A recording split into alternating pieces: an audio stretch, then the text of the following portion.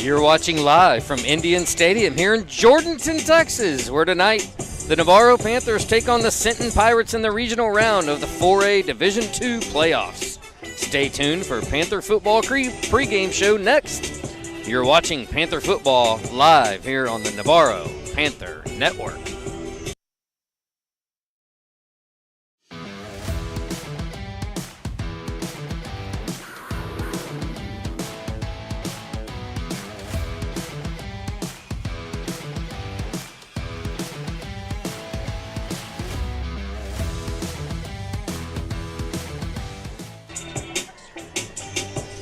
All right, we're back. My name's Lance Blackburn. I am here joined by Hank Dieter. Good evening, everyone. We are here on the Navarro Panther Network live from Jourdanton, Texas and Jourdanton High School, where tonight your Navarro Panthers will face the Sinton Pirates, both area champions in Region 4, 4A Division II playoffs. Yeah, well, we already know who they're going to play. If they win it tonight, the Panthers will go on to play the Wimberley Texans. The Wimberley Texans won today 63-14 over the Ingleside Mustangs. But tonight, your 9-3 Navarro Panthers. How did they get here? Round one, they beat YMLA 48-0. Last week, down in San Diego, Texas, we beat Port Isabel 29-13. The Sinton Pirates are 9-2 coming into the game tonight. First round, they beat Bishop, where we played Bishop last year on this field, Hank. That's right. And beat them 28-14. They knocked off the Bishop team 34-7. And then last week, in a little bit of a barn burner game, they beat Laga Vista up in the San Antonio area 45-35. So we got a barn burner tonight, Hank. I going back and looking at the tape all week, I mean, these two teams are really, really tight and really evenly matched. You know, let's talk a little bit about the Sinton Pirates. I call them the triplets. Yeah. And they've got, almost like if you think of the 90s Cowboys, they've got at quarterback, number 2, Tristan Hansen. Big physical quarterback, loves to throw the deep ball. At running back, he's got the 5'11", 194.7, number 28. That's Derek Garcia, otherwise known as, you know, if you're looking at the triplets, he'd be their Emmitt Smith. Right. That's exactly very right. shifty back. He's a good-sized back. I was down on the field a little bit here watching him warm up. Good-sized. Panthers going to have to tackle well tonight. And lastly, they've got the wide receiver, 6'3", 180, runs a 4.7, number 15, Jacoby James. Tall receiver, likes to go up and get the ball, and they like to throw the ball to him deep. And what I noticed on tape, likes to run the double move. So the cornerbacks better be ready tonight. But he'll go up and get the ball. Oh, absolutely. He does not wait on it. He goes after the high point of the ball, and you see that with a lot of receivers nowadays. They're learning that skill. I mean, it's a learned skill. So, but he does it very well, and you got to have some athleticism to go along with that skill, and he does. Yeah, and you know they are going to test the Panther cornerbacks. As in our losses this year, the Panther cornerbacks were tested against Cuero, Lavernia, and Wimberley, very much so. Right. They also like to run the zone read. Hansen and Garcia, as they call him, the D train. They like to run that zone read, and he likes to hang it in there and then pull it or drop it in. You know, but I tell you what, last week they ripped off a bunch of long runs against the Vikings there of Laga Vista. So I mean that's generally their offense. The offensive line is a good offensive line. They're solid. They may not be as big as some of the offensive lines the Panthers have seen, but they're very athletic and they can move and stay in front of you. And sometimes in the passing game, if you watch, Hansen's going to be back 7 yards when he gets the snap and takes even a couple more steps back. So you're going to have to, be really good about getting pressure on the quarterback because he's going to have time to throw when he wants to, or even decide to run if a lane opens up. Right. He's their second leading rusher. And that's right. And he's not scared. He's a big physical quarterback. He likes to keep it on the zone read. But you're right, Hank. If you do get a little pressure in his face, he tends to float the ball a little bit. Exactly. And we all know the Panthers have been really good about balls that have been floating in the air all year. Yeah. And Mr. Rangel, yeah, he likes to get underneath those. So we'll see. He better not float too many tonight. The wind is about 5 miles an hour out of the east-southeast down on the field. We're a little higher up, so you may hear the wind blowing a little bit. We're above the press box tonight. And the temperature is 61 degrees, but it will be falling into the upper 50s, maybe mid 50s by late in the ball game this evening. So, if we flip it over to the defensive side of the ball for Sinton, they've got a couple playmakers there on the defensive line. Someone they like to call the razor blade because he gets skinny and he gets in the backfield. Their defensive tackle there, number 54, Esparza, and he will head up, shade off the center. He's not very big, but man, he's got a good power and he uses his angles very well. For those of you who know football, it's all about angles, and he's going to give some constant pressure. So we'll see if he can get in the middle of the interior of the Panther defensive line. But he's one to watch. The other one is Rob Thomas. He's a senior, number 6. He's listed to run a 4.5. I don't know if he does. I mean, that's hard to see on tape, but good size. Basically safety there. He's at 6'1", 175, and he leads the defensive tackles. He also has 8 interceptions for the Pirates. So the other guy who has 8 interceptions on the field is Gabe Rangel. So we'll see. They've got a couple other guys to keep an eye on. Is number 11, Mr. Moody. He's a linebacker. And then another outside linebacker is number 3, Nick Flores. Both seniors that have decent speed. You know, the defense from what I've seen from Sinton is not very big, but they're a lot like Wimberley. They rush to the ball, they get to the ball fast, and they tackle. They seem to tackle pretty well. So, you know, it's one of those deals where, hey, you know, the Panthers probably have the advantage there, being physicality-wise, right?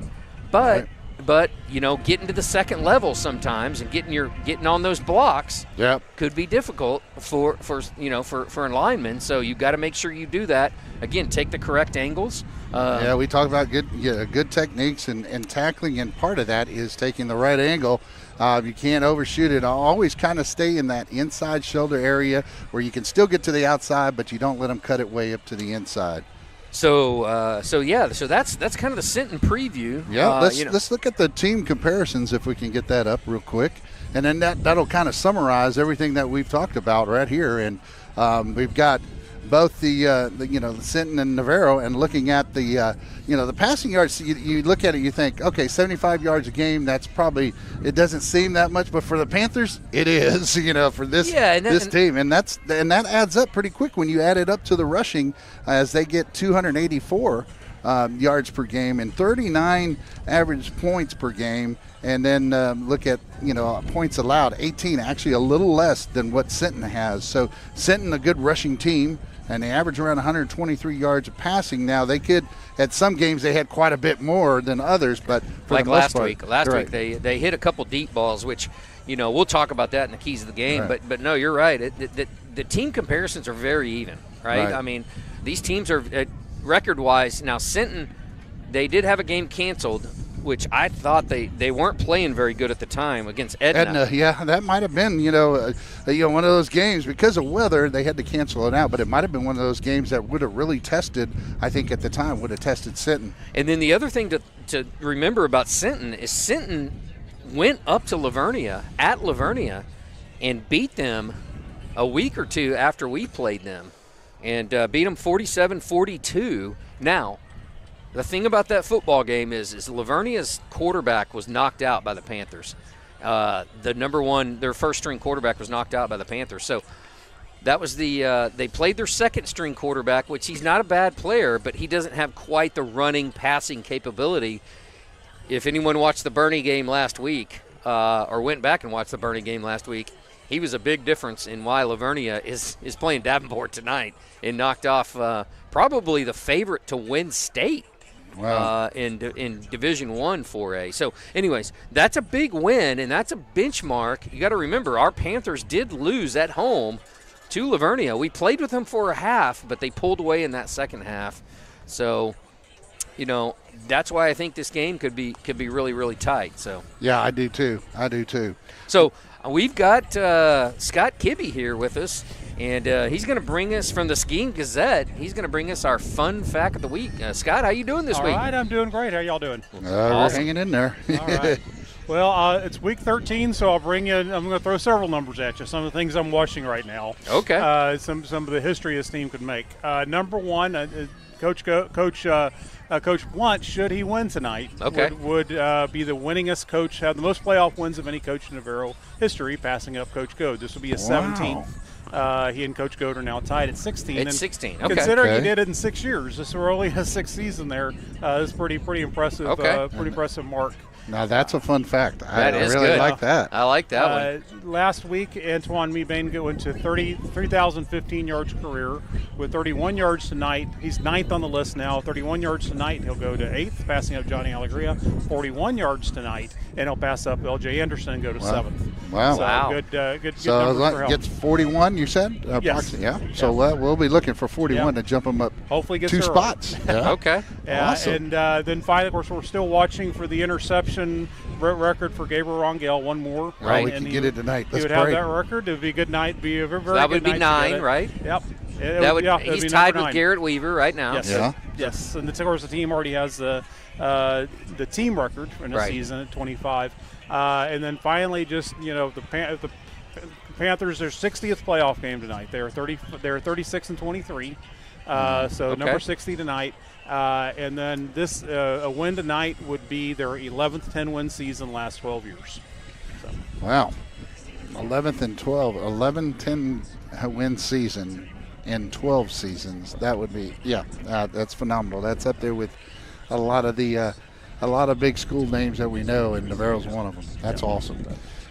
Well, Scott, predictions real quick about this game. What do you see and what do you think about these teams? I'm with you. Very tight, I think. Very tight game. It's going to come down to things like big plays and finishing drives. You've got to finish drives tonight. I really want to see the Panthers play a game with cutting down on penalties, not turning the ball over. This is the time to do it. You're not going to be able to get away with them like you have the last few weeks. No, I agree. That's going to be key to just being able to stay in this game. Whoever makes fewer mistakes. Absolutely, right? You hear the wind too, and that could be a factor in the passing game. That's for sure. Yeah. Well, good, awesome. Well, we'll let you make your way back to the visitor side of the stadium. We are on the home side tonight. Coach Blunt likes the visitor mantra, so to speak. We either win all the coin tosses in a year or we lose them all. There have been years we've been home every week. Yeah. So it's just how it's going to be against this year. So. Yeah. So we'll let you get back. We'll see you at halftime. Thank you. Thank you, Scott. Yeah, and remember, Scott has his articles on Wednesdays and Sundays in the Seguin Gazette, and so be sure to check out that stuff. And he's on Facebook as well. So. So Hank, a couple of things. The past couple games, just in the playoffs. The Panthers, I do want to throw this out there. The Panthers are averaging 6.4 yards a game on the ground. And but what may be more impressive is in 2 games, the passing attack is 10 completions out of 15 attempts for 284 yards, right? And no interceptions, right? In the playoffs. And that's a big deal because we thought, hey, they were just settling in to play against some lesser teams of Austin Achieve and Maynard New Tech and throwing it in there just to have some fun. But that's not really the case. They're doing this as a serious passing attack by the Panthers, and we could see it tonight. I mean, 284 yards and 2 touchdowns in 2 games. Yep. Mac Berry leading the receiving, 3 catches, 103 yards and a touchdown. This game is being conducted according to the rules and regulations. The other thing I do want to point out before we get to our keys to the game and some of the other things is 2-point conversions and field goals. We have struggled with field goals and extra points a little bit, but we are 2 for 2 for 2-point conversions. So I would really like Navarro to capitalize and maybe go the old Pittsburgh Steelers style and see him go for a lot more 2-point conversions. We seem to do very well down there. So Well, real quick, we'll go to Coach Blunt's interview I Let's had do earlier. it. Is that all right? Yeah. And we'll get that done. And here it comes, and we'll be right back on the Navarro Panther Network. Good evening. This is Hank Dieter down on the field with Rod Blunt, your Navarro head coach. Coach Blunt, thank you for joining us tonight. Yes, sir. It's great to have y'all back out and be playing after Thanksgiving. All right, Coach. Yes, happy Thanksgiving weekend to all those that are listening and watching. So, Coach, you took care of business against Port Isabel. It was a close game, and then finally at the end you were able to make some plays that really put it away. So, what can you take away from that game? It was a very physical game that we had to play four quarters for. We really needed a game like that to get us ready for tonight because it hadn't been the case the previous month. So, they did a great job. It was a great team, but our guys found a way to win. Now, Coach, I know Wimberley played earlier today, and they won their playoff game, so that would be next in line. How do you keep your players focusing on this game and not worrying about what happens in the next game? Well, it's win or go home, so I don't think that's an issue, especially not tonight. We know Sinton's a great ball club, and so I think that's where our focus is tonight, winning this one. We got to go out and play our best tonight. Well, Coach, they have three good players on offense, so your defense is going to have to watch the quarterback, the running back, and a wide receiver. So now what are you going to do to contain that group, and what are some of the philosophies that, in general, that you need to do to stop them? It all starts with their offensive line, being able to protect those guys and allowing the quarterback to get the ball to 15. But we got to put pressure on him quick. He takes a long time to make his reads. We need to make him make that read quick, either pull it or give it, and let the defense run to the ball. With 15, we got to know where he is at all times. That quarterback's going to scramble around, try to move around, and then he'll throw it up deep to him. We got to stay with him the whole time and can't ever leave him by himself. But starts with pressure on the quarterback, getting penetration into the backfield, and not letting 28 get a running start on our edge or coming downhill at us. Now, Coach, on your offensive side of the ball, the things that you're going to have to do tonight to keep that front and, that front seven plus the secondary, just a good solid defense overall. So, what are you going to do to get some holes in that defense? We got to come off the ball and create a new line of scrimmage every single play. It's a fast defense all over.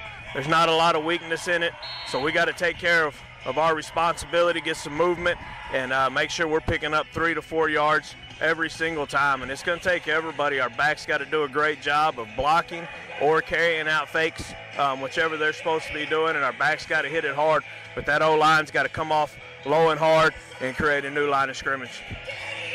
Now, Coach, on special teams, kicking it to these guys, all the way across the board, it could be dangerous. So as far as your kickoffs and punts and those sorts of things, what are you going to do to contain them? Punt, you gotta make sure that you're protecting the punter, letting him get it off. But we got to fly down, stay in our lanes, hopefully get a good directional punt to pin them on the sideline. But you got to fly down and stay in your lane and make tackles. You can't miss a tackle and let this guy get going. Same thing with kickoff. Hopefully we're going to spread the ball all around on the kickoff, but we got to have all 11 dudes flying down there ready to make a tackle every single time. It's going to be we're going to need a big special team play to win the ball game like we had last week. Rangel broke a long punt return, set up that go-ahead score to kind of put the game away. So we need some big plays like that tonight. Yeah, I saw their special teams had a heads-up play on an onside kick attempted by Lago Vista last week. The ball just barely goes 10 yards, but the heads-up play by a player from Sinton picks it up and goes in and scores 50 yards for a touchdown. Those are kind of things that you see from this Sinton team. Well, Coach, what are your general thoughts about that? Coach Troutman's done a great job since he's been there. Very good coach. But, they're a smart ball club. They're traditionally strong, big football community. So, they're used to playing in big moments. And as a heads-up play, it was a little bit short of the 10-yard line, and Lago Vista kind of ran by it. And so he just picked it up and went and scored. But very heads-up, very football smart play. Yeah, that's what I meant. Just shorter than. But anyways, Coach, tonight your keys to the game. It's control the line of scrimmage, both sides of the ball. We need to drive the ball offensively, keep their offense off the field and out of rhythm, and we got to finish drives, put the ball in the end zone. All right, Coach, good luck tonight, and thank you for joining me. Yes, sir. Thank you very much. All right, folks, we're back here at the Navarro Panther Network. My name's Lance Blackburn. I'm joined by Hank Dieter. Yes. We are here in Jourdanton, Texas. Yeah. Regional semifinal playoffs, third round football. It doesn't get any better than this. If you're not watching tonight or don't like high school football, then you are missing out. Yeah, this is what it's all about, folks. Playoff football, win or go home, and I think the Panthers are up for the task, and so is Sinton Pirates. I mean, this is one of those games where, it could come down to the wire, and that's exactly what we might see. So yeah, let's talk about the keys to the game. No. Pull up the keys to the game. While y'all are doing that, I'm going to talk about these two teams have met twice in the playoffs recently, and it was in 2019. We played down in Cuero, and the Panthers beat up on the Pirates 31-22. That was a younger Pirate football team. Yeah, most of them are freshmen. No. That was 2019. Oh, okay. That was they weren't even that. Right. But in 2021, we all remember the game, right? Yeah. Or most Panther fans remember the game in San Marcos at Texas State. The Panthers won. I had a junior on the team. And we won 29-28, and Antoine Mabane, that was the breaking out party. Oh yeah, for Antoine. Antoine was a sophomore, and he got the 2-point conversion. Yep, and that was in the first overtime where you didn't have to go for two. Well, no, if you remember, it wasn't even to go to overtime. Yeah, right. Remember, it was at the end of the regulation. Yeah, okay. I'm pretty sure. Yeah, I'm not sure. Yeah, no, but we have the because if we could have kicked it and we were like, oh yeah, we're gonna go to overtime, and Blunt was like, no, we're not. We're gonna win it right here. So, we got the keys to the game, and we kind of fitted them all in there. So, no turnovers and limit penalties, and that's what we're talking about. And so now, pressure. That was yours. You wanted no turnovers and limit penalties. Well, yeah, and I mean it's round 3 of the playoffs. If we're going to win football games, I think that's got to be number 1, right? Yep, I think so. If you're going to win football games in any game, you got to do those things. So now you've got pressure the quarterback, can contain and stay in your lanes. Basically, don't let Hansen get to the outside, and then you had this. I had attack that. There were some holes last week in the Pirate defensive backfield. So use the passing game. Let's not let up. We've been hot in the passing game the past 4 or 5 weeks. Let's not let up. Let's continue that and spread out the defense, and we can still run that football, right? That's exactly right. And I say limit the big plays still. I mean, there's going to be big plays here and there in these type of playoff games by both teams, but you got to limit them. I'm not saying you're going to be able to stop them in any case. We saw that with Lago Vista last week playing Sinton when the ball just went short of the 10-yard gain, and then a Pirate picks it up and goes 50 yards and scores. That's the kind of stuff you can't let happen, those kind of big plays. And then last but not least, win the special teams and field position battle. And that's going to be tough because the Pirates have really got good special teams. They play very well. They've got a good kicker, a good punter. Landon Taylor likely is out again tonight, so he will not be punting. He will not be available to kickoffs. And so we'll see. We've got to win that phase of the game, and most teams do. And you saw today, Wimberley Texans, they took one back to the house. You watch that game in a big kickoff. So let's do the same tonight for the Panthers. So now the Sinton Pirates come out on the field, and they bring out the Pirates. You had the slot team Mafia with the Panthers and all, but then you got the Pirate emblem for and both teams coming out with the U.S. flag as well. So our Panthers are wearing, again, visitors tonight, and we are on the home side. So if you hear a little bit more Sinton Pirate cheering or chanting, that's because the crowd mic is here. We're on the home side. The Panthers are in their all white again, and Coach Blunt's a little superstitious about that. I think so. White pants, white jerseys, purple numbers, obviously the purple helmets, and your captains will be tonight is Diego Chapa, number 21, number 3, Nick Swartzlosey, and number 32, Sonny Tolliver. Right. And for the most part, now we're going to go straight into the national anthem. So. Ladies and gentlemen, will you please rise and honor America with the playing of our national anthem.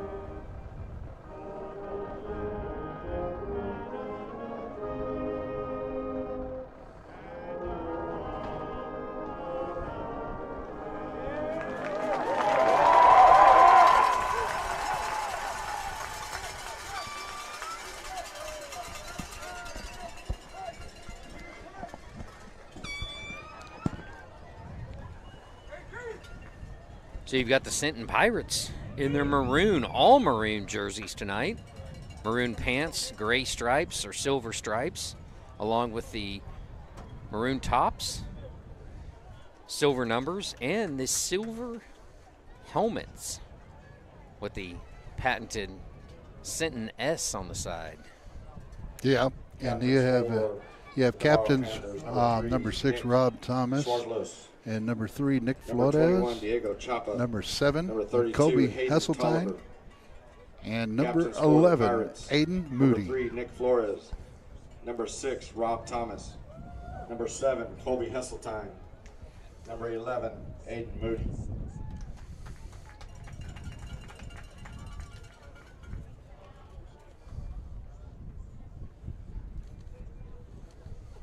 Officials for tonight's game: referee Corey Basinger, umpire Curtis Morgan, head line judge Jerry Fricky, line judge Kevin Harris. Panthers win the toss, and they have elected to receive.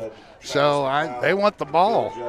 So here we go, folks. This is playoff football, Panther football, coming to you live from Jourdanton, Texas.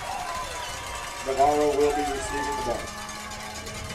So interesting choice there for the Panthers to win the toss and not defer for the second half and say, hey, we're going to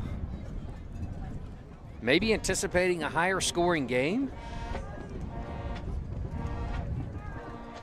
Yeah, I think they want every possession possible. And somebody make it feel good! Okay. Sorry about that. Had the mic down there, and we're back live.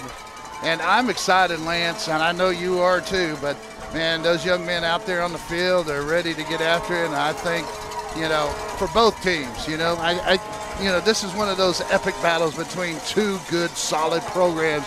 that you like to see, just like you see tomorrow, Michigan, Ohio State. There you go. You know, those, Right. you know, this has kind of got that feeling, man. And this is Texas high school football. So the kick is up. It's going to be fielded and fair caught there. Right at the 25, so that's where the Panthers will take over. So that was Braddock Galini with the catch. Yeah, and Galani did a good job of just making sure he caught it. And, you know, and he didn't have that many people in front of him, but also it's better to be safe than sorry. You know, preserve the possession I always talk about. So the starting backfield there for the Panthers, you've got Colton Schulke at quarterback. Of course, number 21 at halfback. Diego Chapa, running back. Antoine Mabane, and fullback Nick Swartzlosey, number 3. Handoff is to Nick early. He gets hit immediately, though, in the backfield by the Sinton Pirates. So let's see where they mark it. It looks like it was either no gain or no, they're going to give him about a half yard there. Handoff goes to number 3, Nick Sorlos. Tackled by number 54, Isaiah Esperaza. So Panthers are bottled up there on the first play of the game. Let's see what they come out with here, second down. Second and about 9.5 for the Panthers, starting the drive at their own 25-yard line. And this time, that's to Chapa. Chapa is swarmed for no gain, and the Pirates are fired up. Yeah, you can see the submarine right at the middle, and that took Nick Swartzlosey. It was actually one of the linemen that came in. I'm going to look at number 54 that actually. And it was number 11 as well. Esparza. But Esparza being the nose tackle going down and low, and that's what caused the pileup. But Chapa, and then 11 came in. They call him the razor blade. And it looks like we got a flag. Probably a false start there on the Panthers. Sure enough, they're going to back them up. False start on the Panthers. So Panthers are looking at about a 3rd and 14. The Pirates come out fired up.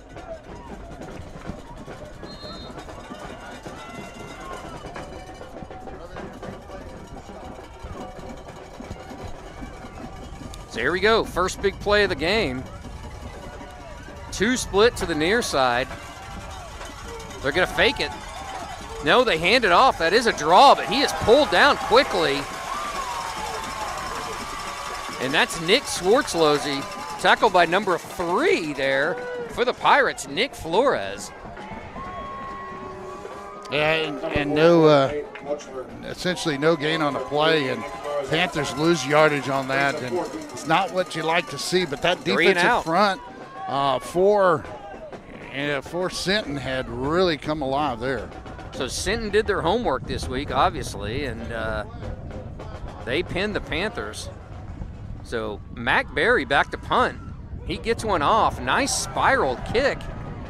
It goes out about the 40. He's going to mark it at the 43-yard line, and that's where the Pirates will take over on their first possession of the football game. That's where Sinton will take over.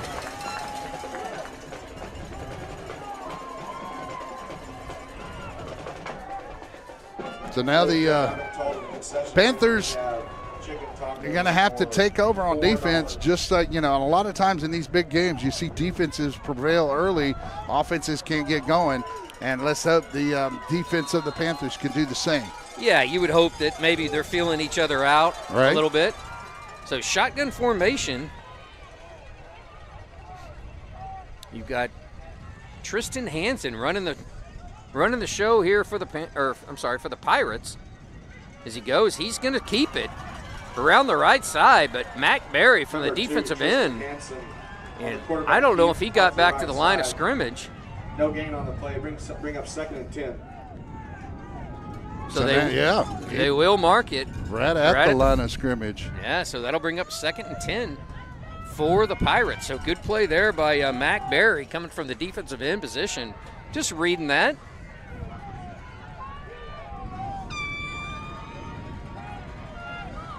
So we got 2 receivers to the far side. Motion by Jacoby James. He's going to hand it up the middle to Garcia. Garcia's going to have a couple, but there's a host of Panthers just there to bottle him up after a very minimal game. Looks like he's going to get about 3 or 4. So that'll bring up a 3rd down and medium. Garcia on the carry. Pick up about 4 yards. Brings up 3rd and 6. Both sides of the field are packed here tonight. The Panthers on the far side, the Pirates here on the near side, and there is not an empty seat in this stadium. So 3rd and 6 here. Shotgun formation. He's going to throw it. He's got a receiver deep. He's open. He catches it, and that's going to be a Sinton Pirate touchdown. It looks like he hit number 4 there. Rodriguez for the touchdown, and like I mentioned, Hank, the corners are going to be tested. Oh, yeah, and, you know, you can't let we talk about this all year, you just can't let anybody get behind you. You watch early on, it looked like a little hesitation, and then he took off. Yeah. And you look, remember we talked about this in pregame, too. Hansen, he was back 7 yards receiving that snap and takes 2 more steps back, and he's able to just sit back and look at the field, and he's great protection. I'm sorry. No, he missed the kick. Yep. He kicks it off to the left side there, but, man, so long touchdown. It was about a 53-yard touchdown pass to number 4 there, Rodriguez. But you're right, and I said it earlier. The cornerbacks are going to be tested. They were tested, and, you know, we haven't seen them tested recently because the teams that we have played have not had a passing attack, like the Wimberley Texans, like the Cuero Gobblers, like Lavernia. But Sinton is right there with them. And, they can pass the ball and pass it well. And, you know, we talk about limit big plays. And, you know, hey, if that's the only big play tonight, I'd be happy with that. But, you know, you cannot let them do double moves or the hesitation. I was trying to watch the receiver as he hesitated just enough and, you know, threw Davidson off to thinking, is he going to make a cut? Because that's in his mind. Is he going to cut in or out? And this time he just kept going straight. Number 36, Landon Longoria, set to kick off for the Pirates.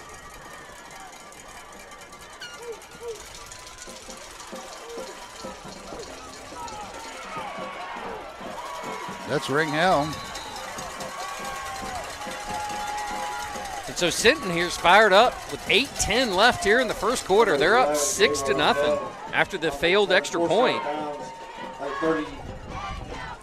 So it'll be 1st and 10 for the Panthers, set up at the 32.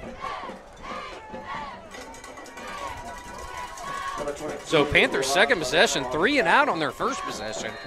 Let's see what we got here, Hank.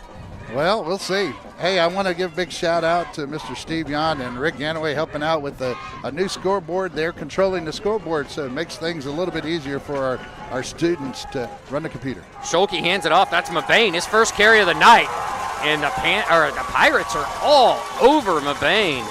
And they throw him for about a 2-yard loss, it looks like. Maybe 3. We'll see where they mark it. On the spot for the Pirates. Looks like it's about the 30-yard line. So, and I got to tell you, again, I'm looking at number 11, not who made the tackle, but who comes in hard underneath. Aiden Moody comes down and low, and somehow he gets inside and just attacks from his linebacker position and makes that play happen, filling the hole. So Scholke hands it. Mabane, this time he's riding Richardson. He's trying to get outside. He's cuts back, and he sees a host of Pirates, and he's going to lose even some more yardage. Yeah, and the Pirates just covered that well. And that one, number 54, Isaiah Esparza on the tackle. That one was the outside corner just stayed and stretched it out long enough and was able to fight to the outside for containment while a blocker's on him, and you got to give him kudos for that. But, you know, the Panthers are just going to have to do a better job of blocking up front and keeping these guys off of them. So Scholke's rolling to his right, and he just falls down. There's a flag coming in late. And that was Moody again coming in from that linebacker position. If you watch him, he's in the right side of your screen, and he just kind of finds his way through, and Scholke had to take it. So. And that's a holding call. Will be declined by the Pirates. So the Panthers will punt again here on their second drive, and that was not pretty. The Panthers couldn't fight off the Pirates, up front. And there might have been one or two open receivers, but the pressure that was brought on. The pressure, and Schulke just went down, which I didn't look downfield to see if we had some receivers open. Barry punts it this time, and it gets a nice Panther bounce. And it looks like they'll take over at their own 44-yard line. So great field position again for the Pirates. And the way the wind's blowing, it's blowing more of a crosswind, so it would only affect the ball slightly, even though it's picking up, depending on what side of the field you're throwing it on, your right side of the field or left side of the field, is it going to make that much of a difference? So 6:38 remaining here in the first quarter, and Pirates are leading the Panthers 6-0. Let's see if defense can make a big play. Big plays can change momentum rather quickly. Absolutely, and the Panthers need some momentum change here quickly. So shotgun formation, he fakes it, he hands it to Garcia up the middle. Huge hole up the middle. Diego Chapa chops him down. And that's a little trap play right up the middle. And you see the right guard pulling, and he gets the kick out, and you see it there, number 75 coming across. A nice seal by Zach Busak. So that'll bring up they give him the first. It's going to be 1st and 10. Hands it again to Garcia. Garcia trying to bounce outside, but Nick Schwartzlosey is there to grab him. Yeah. Nick Schwartzlosey comes in. You'll see it. Nick Schwartzlosey on the outside and looks to come down, and he does. And makes a good tackle. Driving through the tackle, holding on for dear life at the same time. So that'll bring up 2nd and 10 from the Navarro Panther 46-yard line. Second drive. Pirates up 6-0 here early in the first quarter. He pumps it. He's got Jacoby James. Jacoby goes to his knees and catches it right around the 41-yard line. Pick up a couple. Yeah, if you look right here, he just goes basically a little curl route and sits on it and finds the open spot, and nice throw. And the Panther cornerbacks are playing way off of Jacoby James, respecting the speed there. And that's Cropper. Be 3rd and 5. Down here on this end. Yep. On the other side, you've got J.J. Waz at cornerback. So he rolls to his right. He's looking for a receiver. He just dumps it off, and that's number 7. That's Hesseltine. Well, we got a flag on the play. It might be called against Sinton. I don't know what to call, but here you can see the play as Richardson comes around, and the back, Derek, it might be a blindside block that they may call on this one. So we'll see what they call. Yep, they call it against the Pirates.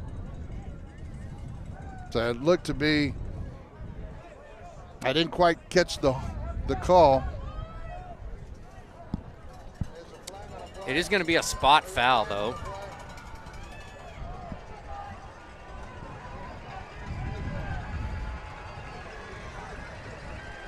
So that'll bring up a 3rd and long. Penalty will go against the Pirates. Yeah, that was that's a big one. So. Yeah, that is huge because they were hovering right around a 1st down there for the Pirates. So again, 4-2-5, Arias blitzing.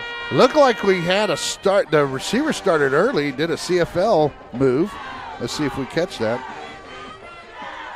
The receivers, yep. He rocks back right before the ball is snapped on the replay, and that's what did it. And that's what the call you had there. So that'll back it up to the 39-yard line of the Pirates, and they will have to get all the way down to the 36-yard line of the Panthers. So 3rd and 25, shotgun formation.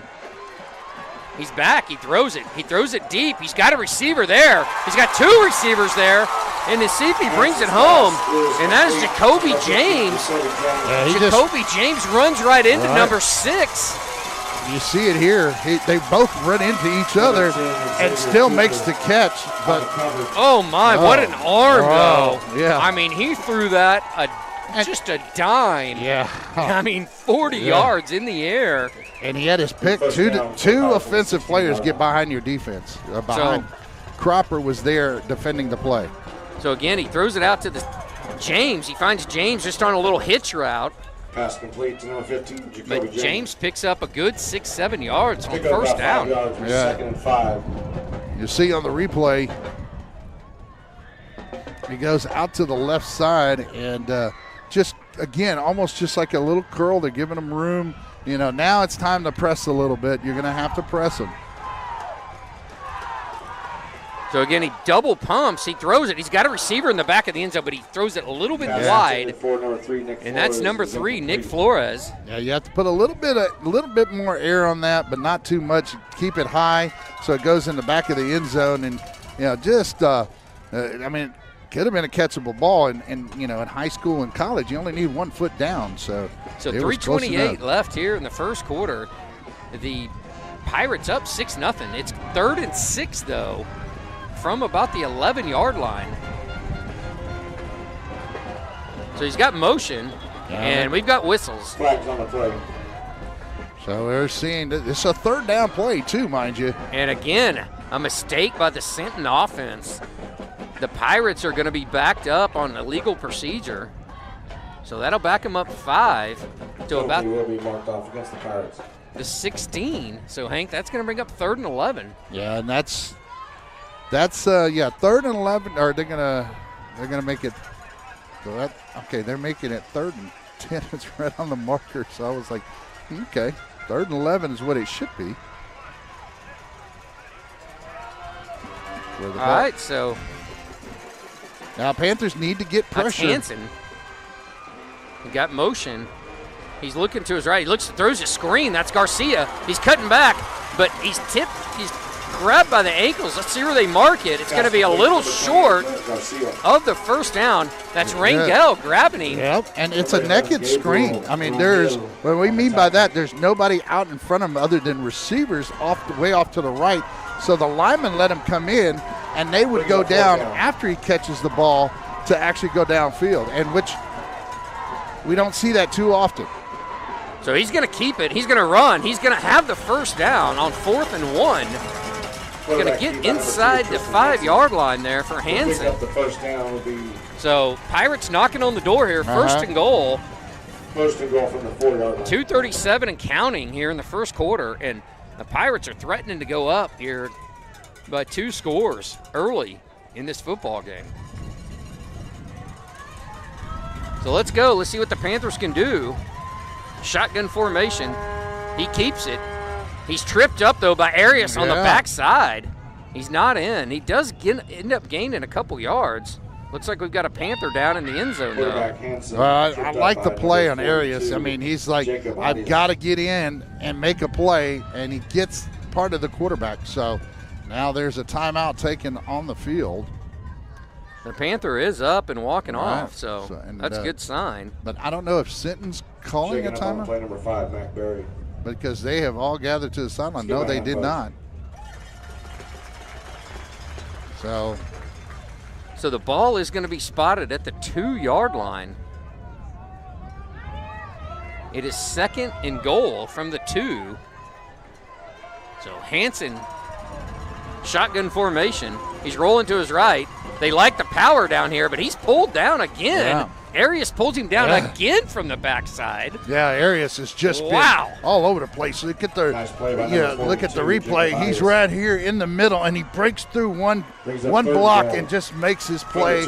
Makes the play by taking the quarterback Hansen low and keeps him out of the end zone. And the Pirates like that power formation. Oh, yeah, they do. And they like to run to the right side there. So let's see if they do it again. No, he hands it to Garcia this time.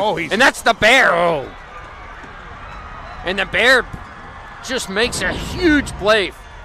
Yeah, that was an explosion there because that hit was a big hit right there. Bear and so let's see what they do. 4th down. Chapa made a big play as well. He's the one who caused the big hit, and the Bear grabs him from the side and pulls him back. Make sure he's not in. 4th and goal. 4th and goal. Here we go. Quarterback keeper. He's going to run it. He's going to dive in for the Pirate touchdown. So the Pirates score here on their second possession. Just a 2-yard run there on 4th down by the quarterback, And they run Tristan Hansen. Yeah, and it looked like the Panthers went on that play, went on the left side, that they took a shot at trying to see if they're going to cut it back, and it was sealed on the right side. So some of the defenders, made the wrong guess, or it was the wrong call at the wrong time. So sometimes that happens as well, but good job by the Pirates in the blocking. They're going for it on 2 for a 2-point conversion. 2-point conversion. Looks like it's short. Yeah, they're calling it short. So I thought he was short. Number 28 there. I know Sinton disagrees, Right. but he was short, by almost a yard, it looks like. And good job by the Panthers up front. And so now the Panthers, they're not out of it yet. 12-0 is not an insurmountable lead, but, being with a minute 2 left in the first quarter, so. Oh, wow. This is, Panthers haven't been able to move the ball, and I think now, they've got to put together a drive, a good, sustainable drive that, take it down. Keep the ball away from Sinton as well, but you got to score. Now's the time. And it doesn't matter how it comes. I say you drive it down. You can do it in 20 seconds or you can do it in 10 minutes. Right. It doesn't matter as long as you score. Yeah, well, I'd like to see a long, sustainable drive Yeah. here. Get back in the football game. Yeah. Make it 12-7.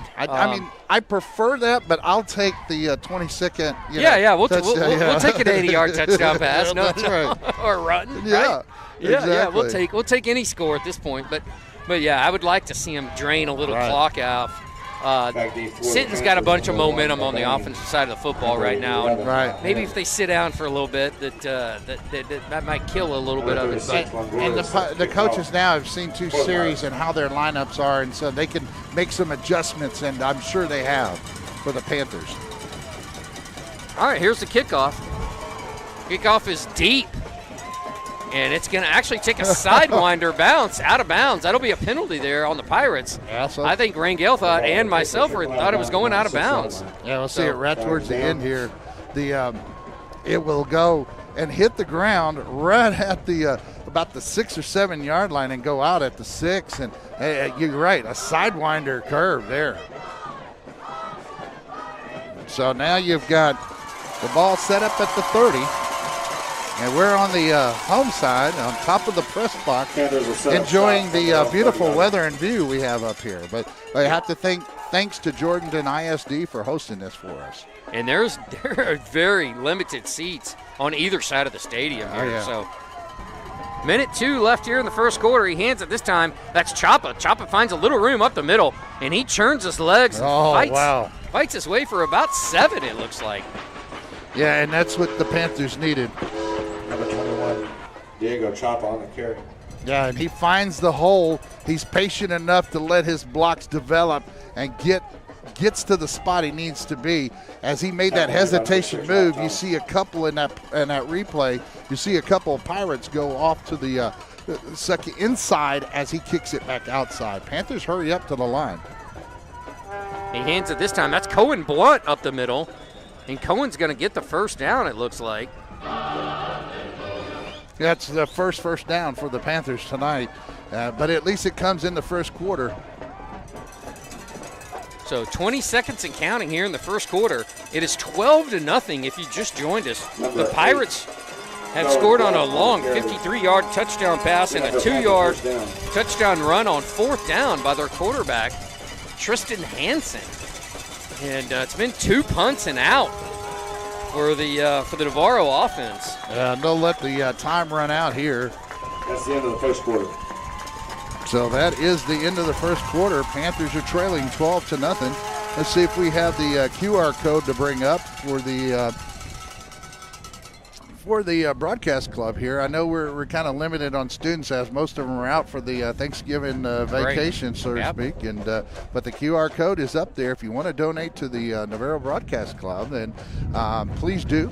Put your phone up there with the camera on and get the link and go to the PayPal link, and you will be able to donate whatever you'd like, 10, 20, 50, 100, whatever you like. 500? 500, there you go. $1,000? We did have a 500 donation now. We did. I don't a couple know weeks ago. We'll see if we have anybody beat that. But That's right. So, with the QR code, what it has is it allows for the expenses and things that we see, to go to these away games, the equipment, and, we have to feed the students and those Right. sorts of things. So, Yeah. and me and Lance are doing it as volunteers. And so, the students here are doing a heck of a job, and hopefully every week it gets a little better. We're trying a different little scoreboard and have volunteers do it. That's So right. it's got a sideline cam now. Yeah, We got got all kinds of improvements. So we'll see how things pan out here with the Panthers if they can sustain this drive. They're doing what we wanted, a nice start. Let's see if they can continue it and sustain it.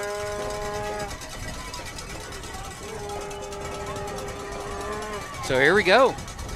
1st and 10 for the Panthers. They hand it off. That's Chapa. He's got some room, and he is churning and burning, and he is getting the tush push, and he is still going. And they push him down. The Panthers are getting a little momentum here, as it feels like the offensive line is fired up. Your Panther push down. So that's Panther football, being more physical, and Sinton had been more physical up until the past couple plays, although, bam, number 44 he's still up. bounces like a pinball off Cohen Blunt. And Cohen just on the See if we got the tail end of that. 3 yards. Yeah, there Blunt it is. punishes right there. a few Pirates there. And number, 44 and number 3 as doesn't well. want to see. Nick Flores, the senior. I don't think he wants to see Blunt again after that one. This time, Schulke's going to throw it. He's got a receiver. Just a little bit outstretched his arms, and that is going to be number 5 to Mac Berry. Yeah, and you see a couple of players in the area, so it kind of was a little confusing. And he had Berry, and just it went off his fingertips, so it wasn't that bad of a pass. I know that play, and Borchett should have, the swing man should have kept going up the field. They're supposed to go on a post route. Right, exactly. and Berry was dragging across the middle of the field, but it wasn't a bad pass, just off the fingertips. Yeah, it wasn't bad, and he got it over the linebackers that were in front of him. Gets it over just perfect. So not bad. Good job by the Panthers. 3rd and 7. He hands it to Mabane. Mabane is tripped up. He's going to be short of the first down. It's going to be 4th and short. Looks like probably about 3 yards. Yeah, so Panthers, they don't have any choice in being on that side of the field. And you see here in the replay, Mabane just gets tripped up by one of the players, his own player, but it's because he was driven back by, I believe that was Jared Garcia. So the ball spotted at the 36-yard line. He needs to get down to about the 32 and a half, in between the 32 and the 33. Big play here. So huge play here. Schulke up. Hands it. That's Schwartzlosey. Schwartzlosey stays on his feet, though. Let's see what they. And off goes number 3. Yeah, he keeps his feet, and he stayed all the way out there. Here you go. You can watch it on the replay. Let's see where the spot is. It's going to be really close. Oh, man. The Sinton coaching staff is not happy with the spot at all. Yeah, because he did get, if you look at, if we can go ahead and run that one again. Yeah, and you can see it here on the replay. And then stop. And that was just good balance by Schwartzlosey to get what he got. I thought he actually got. Well, so here's the measurement.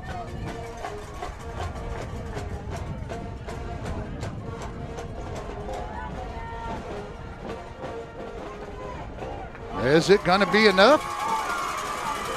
And they're going to get the credit card out. First down, Panthers.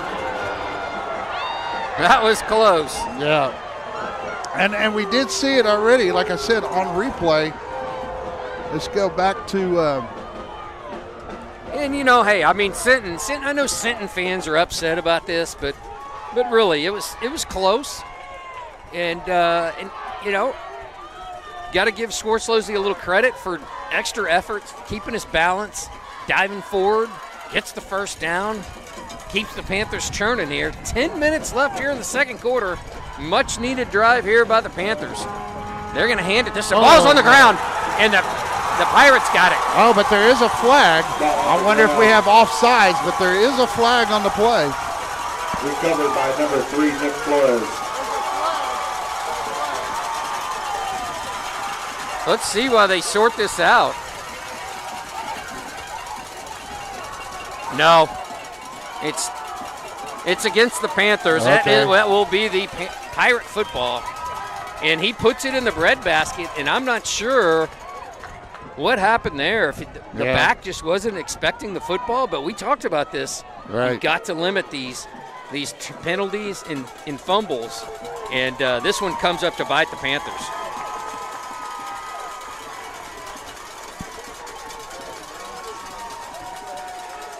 First turnover of the football games goes towards the Panthers. Oh, man. Or against the Panthers. Pirates take And over from their own 36-yard 36-yard line. Pirates will have it. He rolls to his right. He looks to his left. He's looking for a receiver. He throws it downfield. He's double covered, but he catches it anyways. Right in the middle of J.J. Waz. And let's see, that's Rangel. And boy, I tell you, this quarterback is dropping dimes left and right. And the Panthers secondary, I mean, he was double covered there. Yeah, and Rangel did his job by not letting them get behind, and just misread the ball a little bit. But on that one was a perfect throw. I mean, credit where credit's due. They hand it off this time up the middle. Garcia. Handoff goes number 28, Derek Garcia. And Garcia gets a couple. Pick up about 2 yards on the play. But back to the big pass play, Hank. I mean, man, he is. I mean, it looks like he was covered, and then he just drops it right in the middle of both of them. And credit to the receiver as well, Jacoby James, which we all knew, and we talked about it early in the broadcast, the triplets were going to be the ones to stop for Sinton. Right. So they've got about a 2nd and 8. He fakes it. He throws it. He's got a receiver. No, he throws it a little bit too wide and out of bounds. That was intended for number 3, Nick Flores. Intended for number 3, Nick Flores is incomplete. Brings up 3rd down.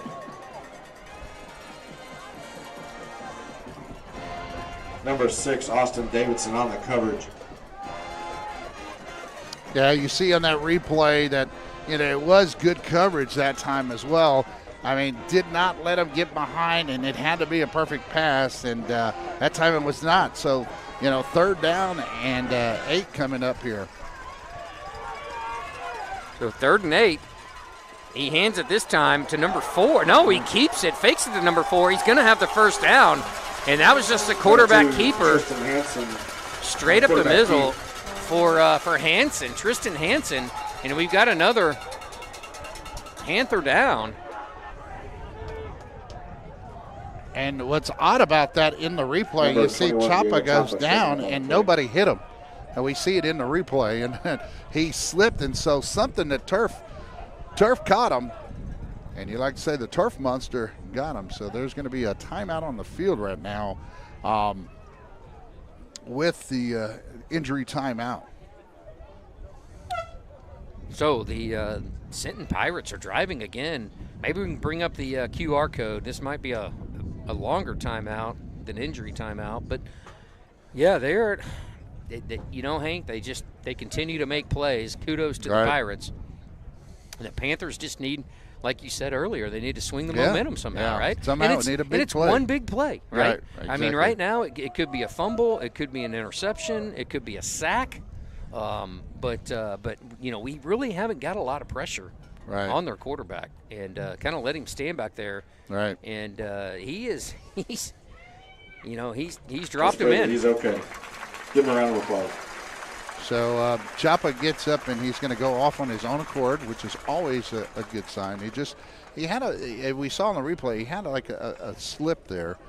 We might go back to that replay real quick and show you as he comes in.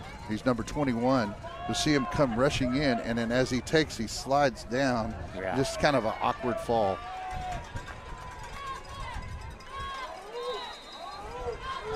So 8:30, 8.5 minutes and counting. 1st and 10. They hand it off. That's Garcia up the middle. And Garcia's pushing. He's got some room there. He's down to about just outside the 10-yard line. Looks like they're going to mark it at the 11, so that should bring up 2nd and about 4 or 5.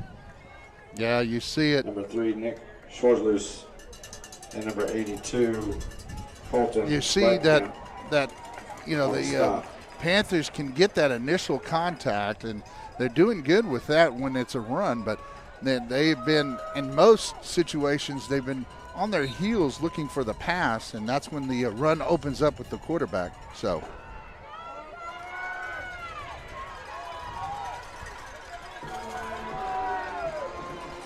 shotgun formation. 2nd and medium. He hands it to Garcia. Garcia makes a couple of moves. He's pulled down just inside the 2-yard line. Garcia makes a heck of a run there in a nice move. Right. You'll see him. Just a Rat jump makes cut. that one cut. Yes, a Bam. nice little jump cut. He gets inside, and the lineman taking block, you know, on the easiest block there is the down block. So Sinton knocking on the door here. 7:42 left, up 12-0. 1st and goal. And we've got a whistle and flags down. And that's going to be a legal procedure again by Sinton. Yeah, so that helps the Panthers out here with that 1st and goal coming up. The Pirates have had it twice. This is their 3rd possession, and they are looking to score again.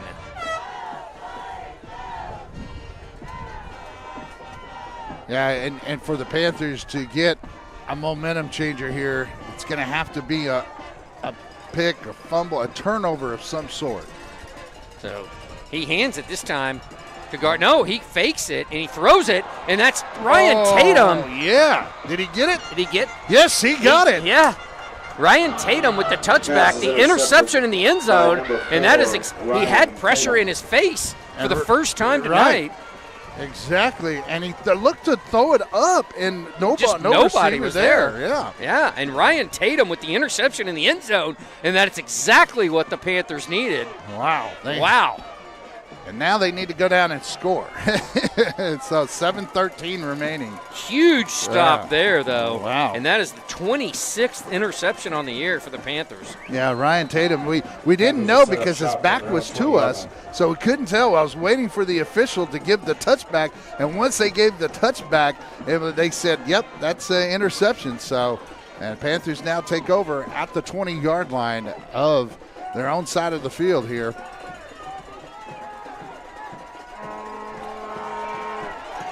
So they will take over at their own 20, but he is sacked for a massive loss. Yeah, and that's Cropper on the carry, and he's going to lose. Well, they're going to say his momentum was stopped. Well, you can see 54, Isaiah Esparza gets in the backfield, and he makes that play. Just the penetration and you know, too much penetration by too many Pirates in that point. So he hands it. He's going to roll to his right. And the ball's tipped in the air. Schulke catches it. They should have knocked it down. Yeah. It's like, no, don't catch that. No, right. And there is a flag down. You'll see it on the replay here. He goes and rolls out and blocking. And we had a flag come out at that point in time. I don't know if that was around the 9-yard line. Yeah. So let's see. We got. Yeah, it looks to be declined.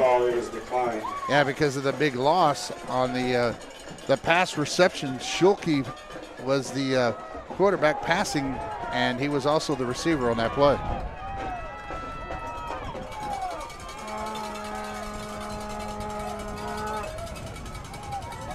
So that's going to bring up a 3rd and very long back to San Antonio.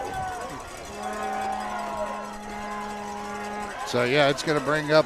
It looks like about 3rd and 22. 22 or so, or 21. And there is some movement. Flags are down again. Yeah, this time they'll. And both sides are pointing to each other, so see what the white hat says. Yeah, so off on that left side of that defense. So, nope, they did call start against the Panthers, but I didn't see it on the it looked like to be on the right side according to replay there. So it's going to bring up a 3rd and very long. So the wind's really picking up, Hank, up here at least. 6:06 remaining, and it's 3rd and 25 for the Panthers, backed up to their own 5-yard line. Yeah, so 3rd and 25 here coming up. And Schulke was lining up in shotgun, but it looks like we got a timeout. Timeout on the field, and that's going to go against the Panthers, a Panther timeout. So the Panthers started at their own 20. They are backed up now. Panthers elect to call a timeout. To their own 5-yard line. I think the play clock was counting down. Right.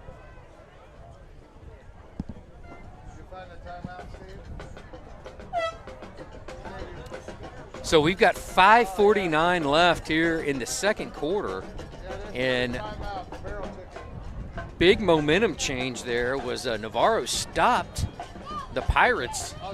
The Pirates are on the Panther 2-yard line. They got a legal procedure, backed them up to the 7, and then they got some pressure in the face of the first time tonight for the Panther defense of Tristan Hansen. Hansen throws it up for grabs with no Pirate receiver in the area. Ryan Tatum makes a heck of an interception, dives, pulls it down. Panthers get the ball at the 20, but now they're backed up to their own 5-yard line.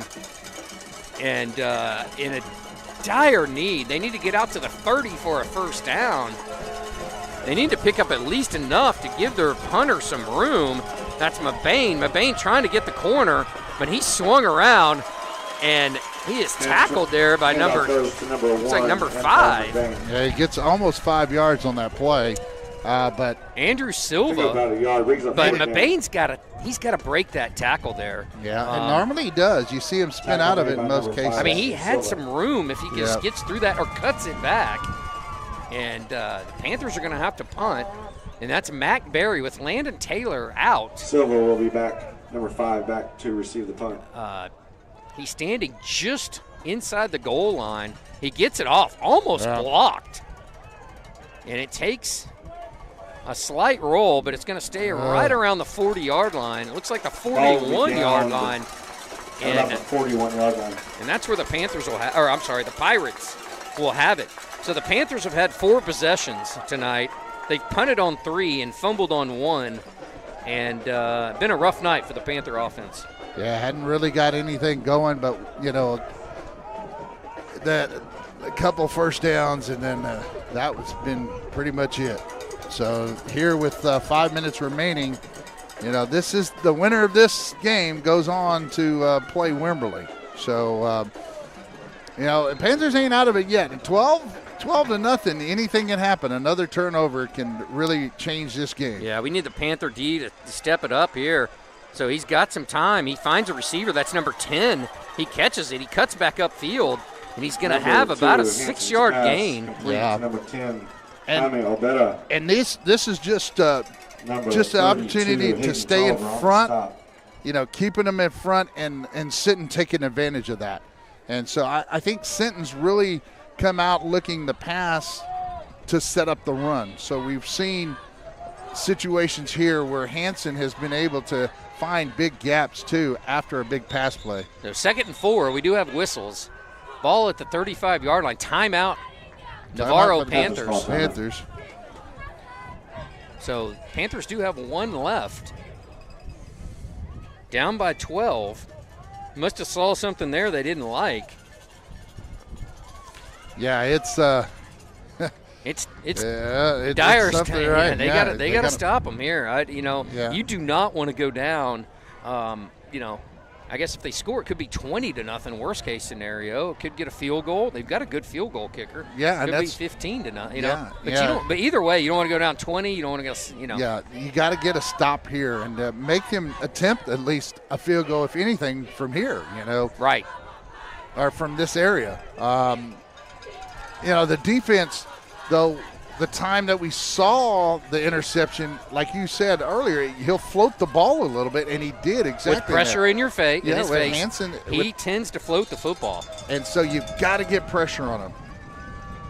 So shotgun formation. He rolls. He hands it this time. That's Garcia. Garcia's got it right around the first down. Looks like he's going to be a little short. So bring up a 3rd and about 1 or a half Tackle yard. made by number 3, Schwarzlose.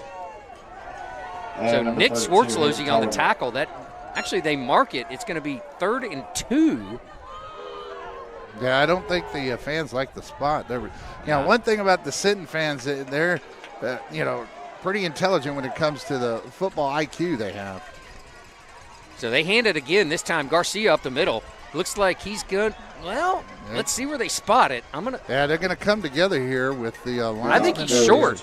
Yeah, at first it looked short, but see on the replay, because he's right at the just short of the 39 in the replay. So and that's the way they're spotting the ball, I believe, as well.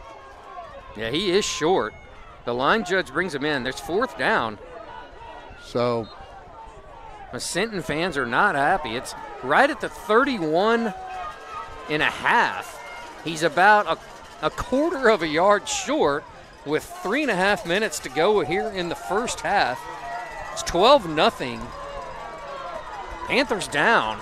Huge play here. He's going to hand it. That's going to be Garcia. He's going to have the first down. That's Chapa. Yeah, big Schwartzlosey with a big hit there. Handoff goes to both of them combined. He gets a head of steam going, but so does Schwartzlosey, and just a little bit late on the number 21 on the hit and getting to the hole. But the front line, that offensive line of Sinton has been doing a very good job with the front line of the defense of the Panthers, and being able to get the protection most of the time. So he turns, he hands it. Garcia, he's taking his time. It looks like, and the Sinton fans, I think, wanted a face mask. Yeah, and there is a flag. We'll see it on the play. The hand is on the face mask. Yeah, there's a couple of them. It looks like his hand was on the face. He didn't grab it. It didn't look like. Yeah, there was 2 hands on it on the replay. So we go back and look at that. But he. Personal foul face mask against the Let's see. Well. Okay, there. Okay. That'll give the Pirates first down. The hands are up there, and it doesn't matter because they're going to call it. They're going to call it anyway. So yeah, he didn't grab him, but he did have it on there. So is what it is. The Panthers are going to have to hold him now. Yeah, looks like they are going to spot the ball at around right at the 14, 15, inside the 15-yard line. And you watch for Jacoby James here. He fakes it. And double he move. Throws it. He's got a receiver. He dives. He gets by Davidson again for another Pirates touchdown. It's complete for a touchdown to number 15. And I think it was just a double move. Yeah. It was a double move. I watched them the whole time because the indication to me was they were going to go to him. The quarterback had already looked him off to okay, I'm going to you. And they went with the double move, and I think that was part of the plan to bait Davidson in, and he spins out and goes to the back of the end zone. James has done it all year. I've already set the kick. See the extra point. The kick is up, and it is good. But I was going to say, Jacoby James has ran that double move all year. He ran it 3 or 4 times last week and got the Viking DBs to bite every time on him, and he did it again tonight, and it's Sinton 19, Navarro nothing.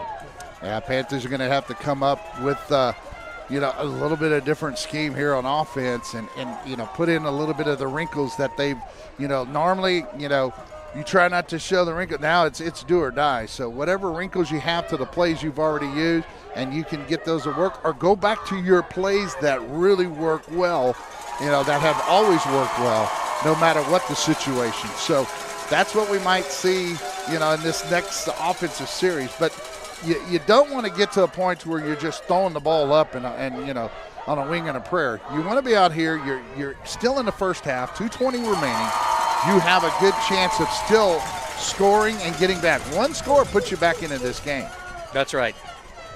As when I coach, I always would try to keep that 3-score lead because that's very hard to overcome. But it doesn't mean it can't be overcome. So the kick is up. It's caught there by Mabane. Mabane looking for. He's got some room. He's trying to block her. He had to hesitate, and it looks like just that hesitation, right? Yeah, he could have. Yeah. Either way, if he goes and cuts it up, we see once he catches it. And he makes the decision. He sees the lane. Good vision there. Boom. But he had several Pirates there that he had to try to maneuver through. He but ran up the back of, I don't know, that was Galini, it looks like, And if he didn't have to hesitate, he could have scored it through there and probably taken it to the house. Yeah, if he gets to the outside, and that's what we talked about. Get those guys out in space best we can. But great field position nonetheless. Panthers at their own 48. Shotgun formation. Schulke back. He's got a receiver. That's Mac Berry, but he throws it just to the outside shoulder. Oh, man. And Berry was open. Now, we don't see Schulke miss on many, but he certainly did miss that one. Yeah, we see it right here just to the outstretched arms. Yeah, because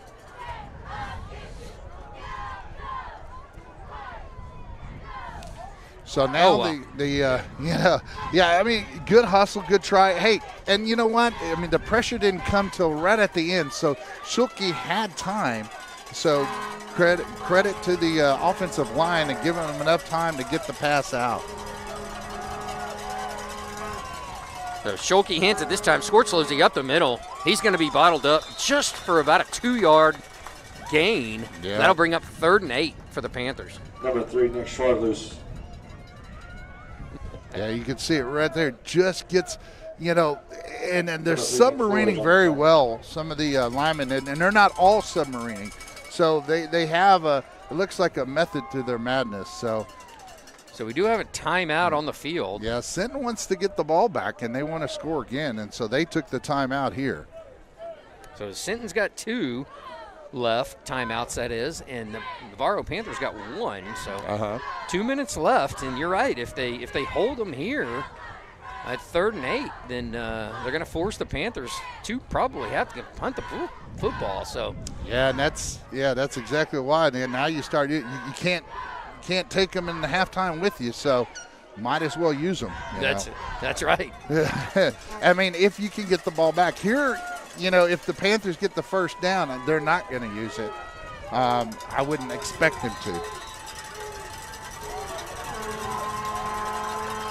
So shotgun, Schulke back. Schulke's got some time. He throws it. He airs it out. Good coverage back there by number 5 and number 6 there. That's Andrew Silva and Rob Thomas. We talked about Thomas. Thomas on 8 interceptions on the year. And there's even number 24. So yeah, I mean, but still almost in a place where he was. I mean, almost caught it. Yeah. So. It wasn't terrible. It wasn't a bad pass, but again. Yeah, Rangel went laid out for it. So, it's a good attempt, and I like to see what the Panthers. They're not afraid to throw the ball, and because we know the run game has been shut down for the most part. So the Panthers are going to go for it here. Schulke back. He throws it. He gets a little bit underneath, and the ball drops incomplete. Trying to hit Mac Berry along the sideline, but looks like a little bit too much air that time, Hank. Yeah, he didn't get it towards the outside, too far to the inside. He had to get a little farther outside, and a little too much air under it. But I like the effort, though. I mean, I like the fact that the Panthers are not just sitting there. Let's try to run the same. They're mixing it up a little. Take over. And they have to at this point, down 19 to nothing. Pirates take over. They throws it. He's got to. Almost makes a heck of a catch there by number 10. Oh, wow. Look at this hit by Arias. If we catch it just before Hansen throws the ball, Arias comes in from his linebacker position, comes all the way from the middle, and boom, and lays out the quarterback, but almost an interception by Swartzlosey. So good coverage by the Panthers. And that'll bring up 2nd and 10 from the 49-yard line. And you know Hanson saw Arias coming, too, on that play. So he rolls again. He's got some time. He tucks it. He's running. He's got some room. He gets out of bounds right inside the 40-yard line of the Panthers. Just short of the first down. That'll bring up a 3rd and 1.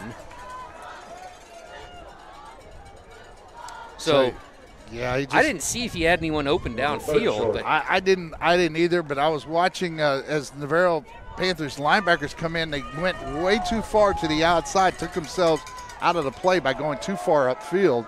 You got to be able to cut it back down. No, Arias blitzing. He rolls to his left, and this time it's high. Almost intercepted in the backfield there. That was Rangel. Almost had his 9th. And you see the Sinton player on the far sideline, number 3 over there. Let's see what Nick we've Flores just begging for the football. Oh, yeah, just barely hits the ground.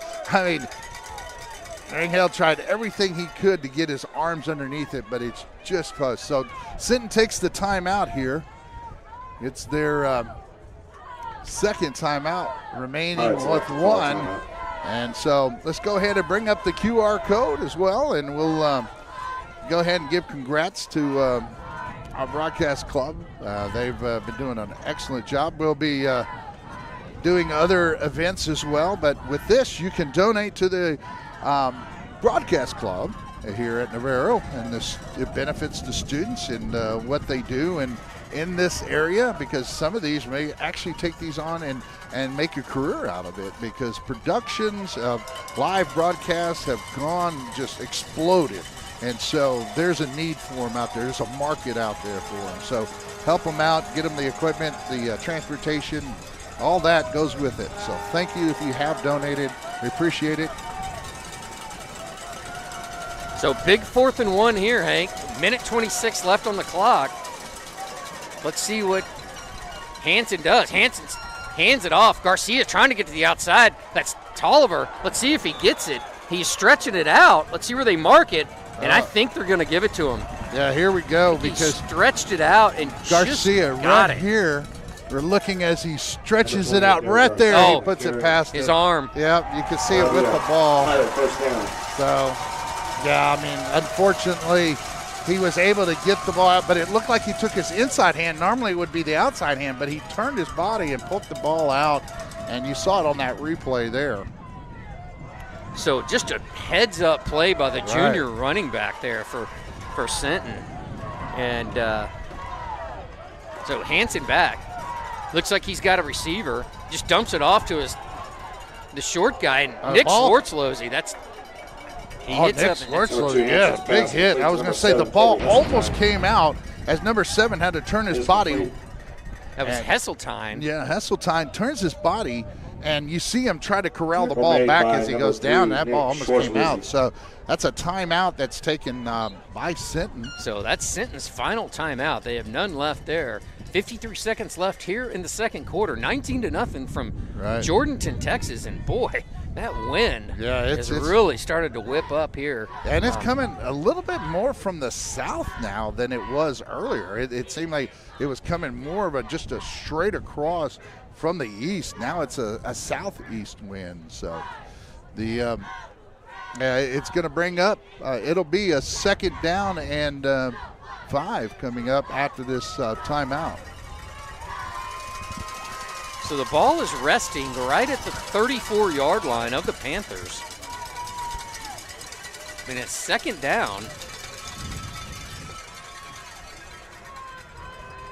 Even though it may show first and 10 on the scoreboard there. So they adjust it now. 2nd and 5. Actually, looks like more like 6. Yeah, it's almost, but it's right there. It's close. Hanson, he's back. He's looking for a receiver. He's got plenty of time. He lets it fly. In the back of the end zone. That's a touchdown.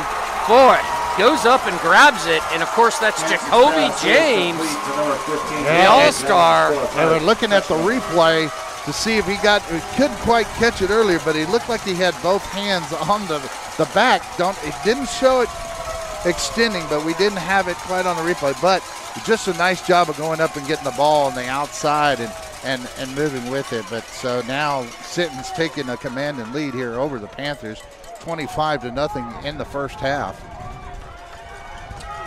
So pending the extra point here, holds down, the kick is up, and it is good. Kick is up, and it's good. The Sinton Pirates are in full control here in the third round of the regional semifinals here, 4A Division II. Winner goes on to play Wimberley next week, and another touchdown. And the only, the only drive where they didn't score is where they were down at the 2-yard line and they threw the interception. Yeah. So they had scored on every possession but one. And so the Sinton Pirates have come out and really put on a show, a clinic right now. And the winner of this game, again, goes on to play Wimberley. And again, it's really what it is, Hank, is you get some pressure in his face. Yeah. He panics. He doesn't throw a good ball, but boy, if you give him time, he throws a really solid ball, and he's got receivers that go up and get it. Right. Now it's James' second touchdown in a row, and man, he goes up and gets the football. Waz gets that one. J.J. Waz returning it, trying to get the corner.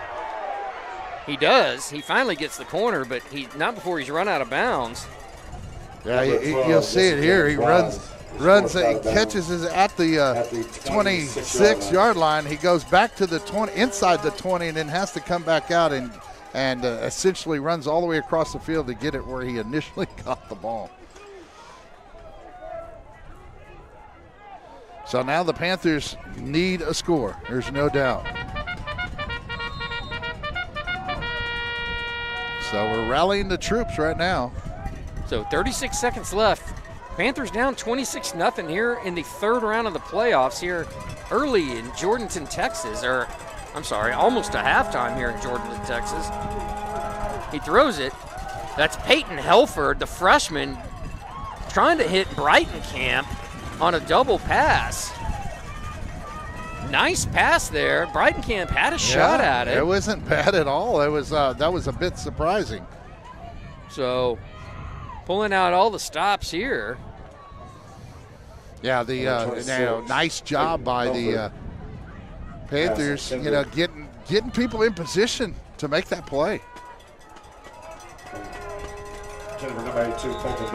Oh, let's see what they got. Got whistles on that False play. start is what the call is going to be. Flags on the play.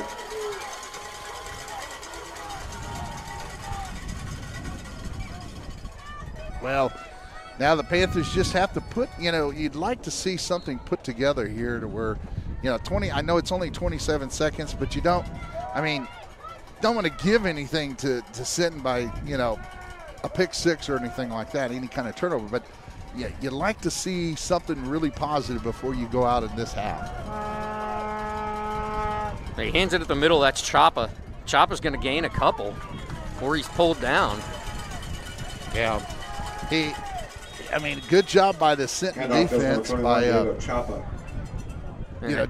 just making the plays right now and staying in their lane. So looks timeout by the Panthers. They take their third and final timeout. And again, Lance, this has been a game where, the Pirates defense has clamped down on the Panthers offense, and their offense has been on fire. To say the least. Even though, the Panthers held them close there for a while. It just could not, if they could sustain a drive and keep the ball away from Sinton and score, you'd have a better shot at it. But right now they're not doing what we normally see the Panthers doing because of Sinton's defense is putting a lot of pressure up front on the Panthers. Yeah, the Panthers really haven't done a lot right tonight. They've been struggling, so we'll see if we can go into half here and try to dial something up. Yeah, see if we can get some kind of momentum. Holds it. Oh, they drop it. They try double reverse. Sinton picks it up. They're running. He's bumbling, stumbling. He's down inside the 5-yard line. And it just goes from bad to worse as the Panthers try to run a trick double reverse. But they drop the ball and leave it on the turf. Oh, man. You saw that replay there. That just didn't look good for the Panthers at all. Several Sinton Pirates had a shot, but as you said, number 11, Aiden Moody, ended up with it, the senior, and picks it up and almost goes in for the score. So it's 1st and goal. 8 seconds left, so no timeouts, though. So they could get two plays. Yeah. Could, depending on what happens here. But they will start at the 4-yard line. So he rolls to he looks to throw. J.J. Waz. Waz is there to break that up. And Waz never turned around. I'm surprised they didn't throw a flag there, but that was Jacoby James again. Intended for number 15, James. And it looks like Sinton's going to settle for the field goal, though. Yeah, and actually that's a smart play. You got time on the clock, so I think that's a smart move by Sinton. Because if you don't get in, you lose a chance at more points. You know, if you don't get that touchdown, the time will run out.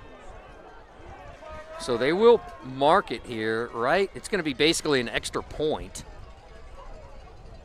Put it right outside the 10-yard line. The kick is up, and it is good. That's good. So Sinton is going to end the half on a walk-off field goal to go up 29-0 here from the regional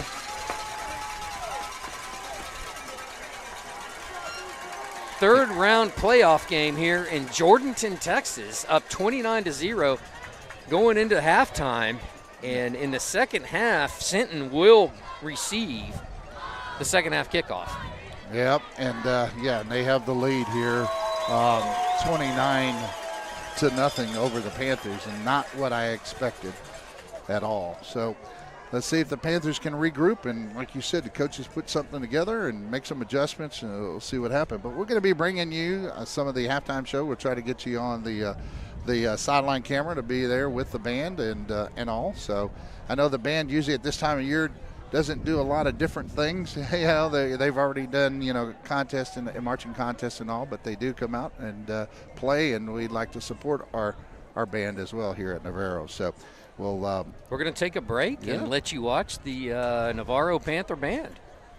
We'll be back. And I think the Dazzlers. So hold on.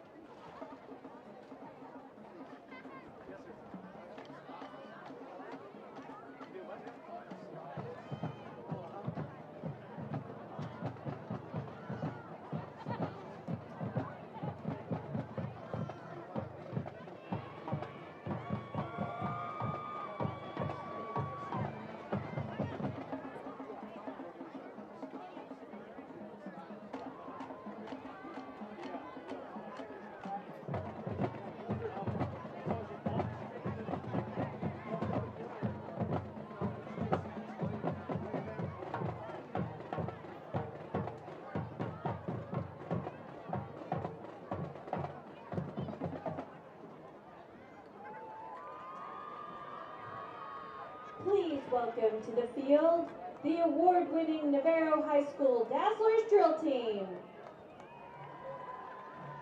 The Dazzlers are under the direction of Michelle Conaway.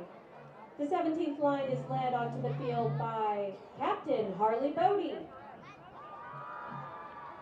and Social President Taylor Brannon. Tonight's performance will be a skirt routine to Land of 1,000 Dances. Sit back, relax, and enjoy the show.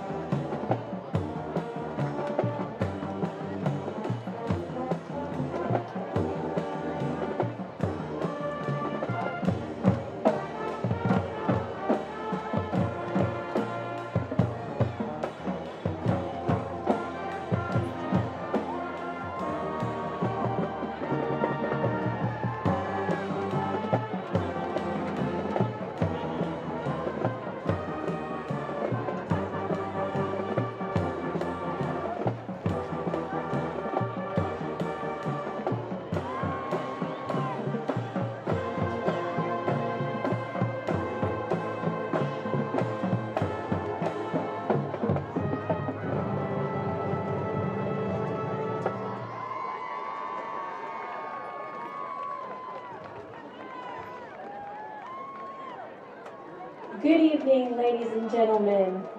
Please welcome to the field the grandest band in the land, the Purple Pride Panther Marching Band.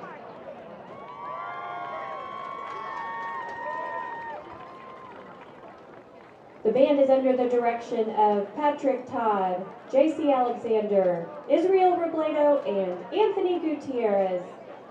Please sit back, relax, and enjoy the show.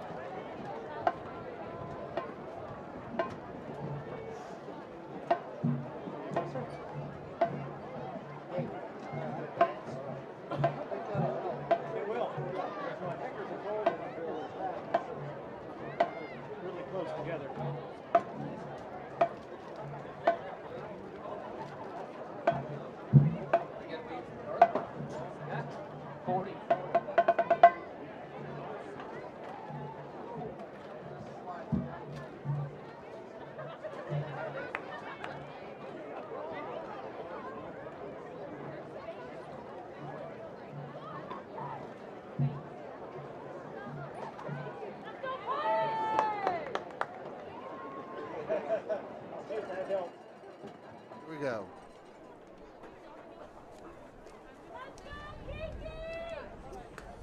All right, we are back, and we are joined by Scott Kibbe.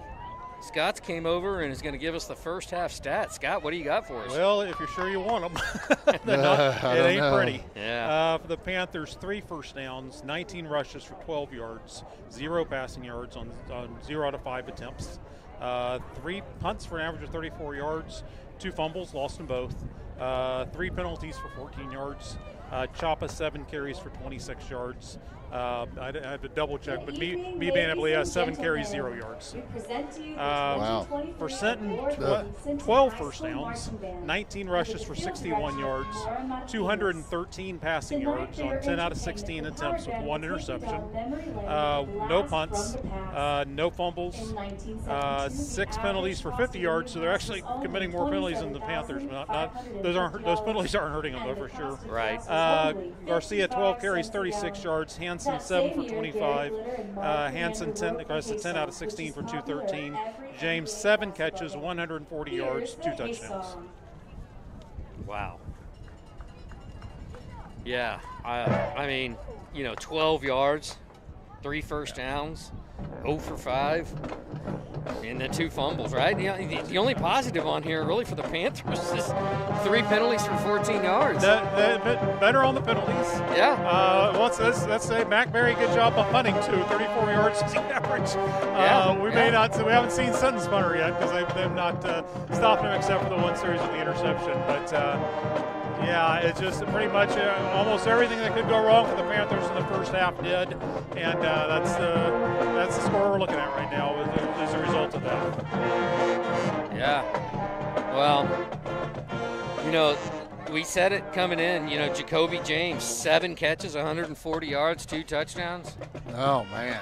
I mean, yeah, and we knew that he could get behind the defense. He could go up and get it. I mean, the double moves or the hesitation moves, I believe on the long one that he had got behind Davidson was more of a hesitation. He didn't go on a straight out go route or a fly route. He hesitated just a second to where Davidson didn't know if he was going to cut or if he was going to go, and he went and caught Davidson a little off guard, I think. Yeah. On that one. But other than that, though, it's just a matter of Sinton just looks so smooth in what they're doing. I mean, the only time they didn't was when the Panthers got pressure and the ball was floated up, and then Tatum makes the interception.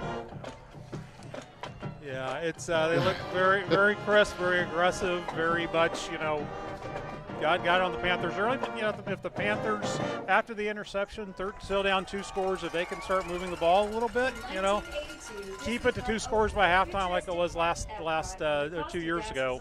But we're not able to get that. And then the other key stat for Sinton, 4 for 4 on 4th down. All were 4th and 1. Yeah. But those were big. So the Panthers may make a good play here and there defensively, but not able to get off the field. Get off the field, yeah. It's like, you want them to get off the field and make the plays when we need to make them. But, man, those first, a lot of the first down plays that Sinton had, I mean, I would like to see their average on, first down. It would be probably pretty high in most cases. And that's where your defense has to make the stand, is not necessarily always on the 4th down. When it's a 4th and 1, it's still hard to stop either way, for either team. But when you give up 6 or 7 yards on a first down play, that's where you're getting hurt a lot of times. You also gave up a 3rd and 26. Yeah. Which tells Sinton we can from anywhere on the field we can convert it. Right. Yeah, and that's I mean it's hard to come up with something that's intelligent and to say it's just flat out right now. Sinton's putting it to the Panthers right now. I mean. Yeah, and it was unfortunate on that 3rd and 25 because you had 2 receivers almost run into each other for Sinton, but still made the catch. So had 2 guys open. So 2 guys to get behind the defense. Yeah, Exactly. 2 guys open, and again, the quarterback play from Sinton has just been incredible. I mean, the balls that he has thrown have just dropped them right in the bucket. Yeah, and decisions he's made on either handing the ball off or keeping it on that mesh, on a zone read. I mean, he's made a lot of good decisions on that as well. And so, I mean, Hanson's, a good quarterback, good athlete, good head on his shoulders. So, I mean, it's hard when you have those other athletes around you in a good supporting cast, in which he does, especially Jacoby James. Just, hey, I'd be throwing it up there a lot of times. Hey, just go get it. Right, right. Yeah, there you go. Wow. Scott, any second half predictions? What do you think? I think you got to play for pride right now. I think you just come out and tell them, let's get a stop on the first series, let's score and get the ball and score, and we take it from there and see what happens from there. But you're a proud program. You don't want to go down like this, so got to go down fighting. Right, that's right. Yeah, you come up with something here at halftime, make some adjustments, and and make some effort. I mean, we saw that in the past when we were kind of overpowered at one time or another by Cuero in only a couple of those years, and the Panthers came back in that second half and almost made a game of it when it looked like it was going to be a complete blowout. So hey, anything's possible. You know, I always still say anything's possible. You know, As bad as it was, it could have been a lot worse, right? Momentum's a funny thing, so you just got to get it going your way. So, that's right. So, all right, Scott. Well, we'll see your articles. Hopefully, will we have an article this Sunday? Either way, online there will be an article tomorrow. Sundays in the newspaper edition, the print edition will not be in Sunday's paper. Okay. Deadline with the holidays, but it should be in Wednesdays. Okay. All right. Well, thank you very much. Appreciate it, Scott.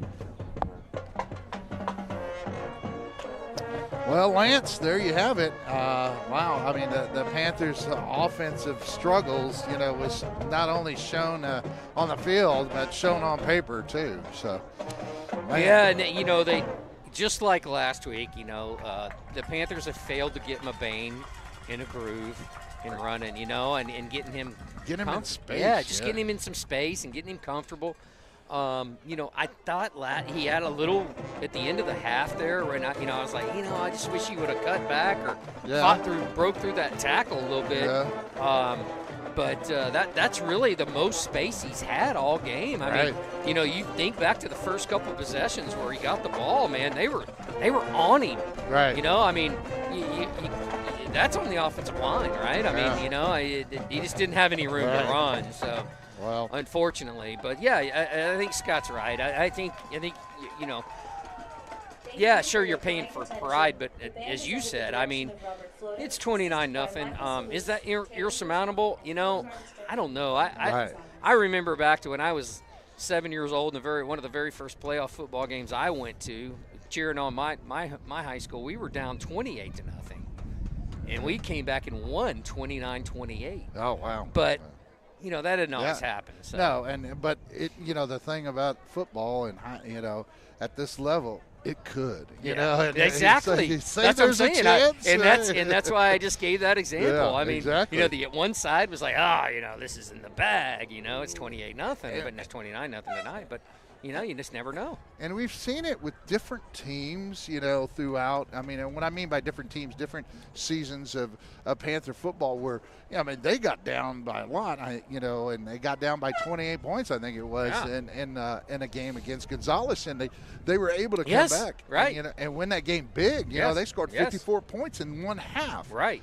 And I know that's against a different type of team, but it just goes to show you that just because you're down, doesn't mean you can't try to fight back, and maybe you can overcome this lead. So, for the faithful out there, and you and I, Lance, we, hey, you never know. That's what I always say. You never know. So you never know, and you come out and you play, and that's why they play the game, right? So, that's exactly right. So I mean, they could have 4 turnovers, and bam. Yeah. Right. Yeah, exactly. So we'll see. Let's take a break.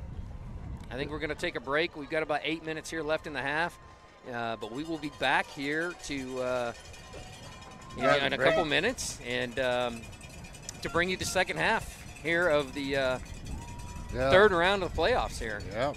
All right. We'll be back.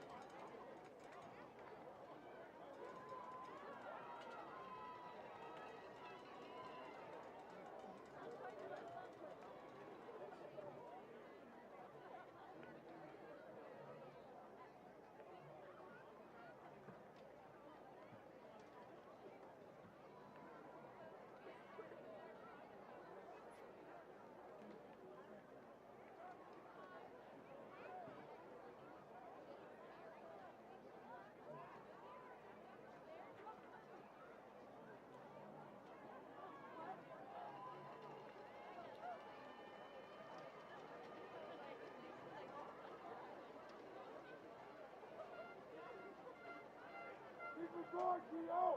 Doing a great job.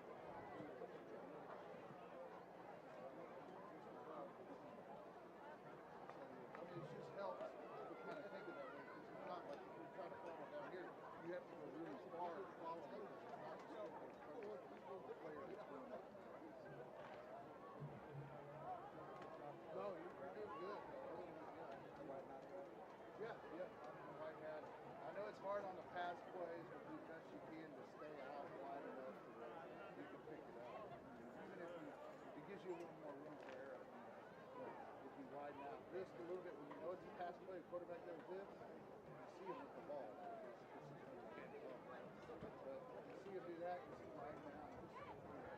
See him out just a little bit so you can see everything. And then you see the ball, you see the try to zoom in.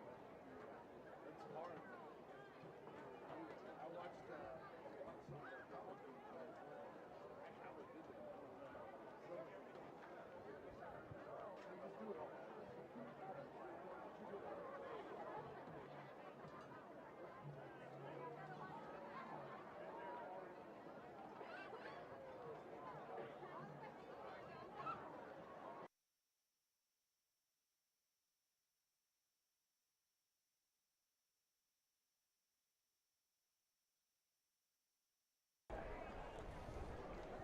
All right, we're back.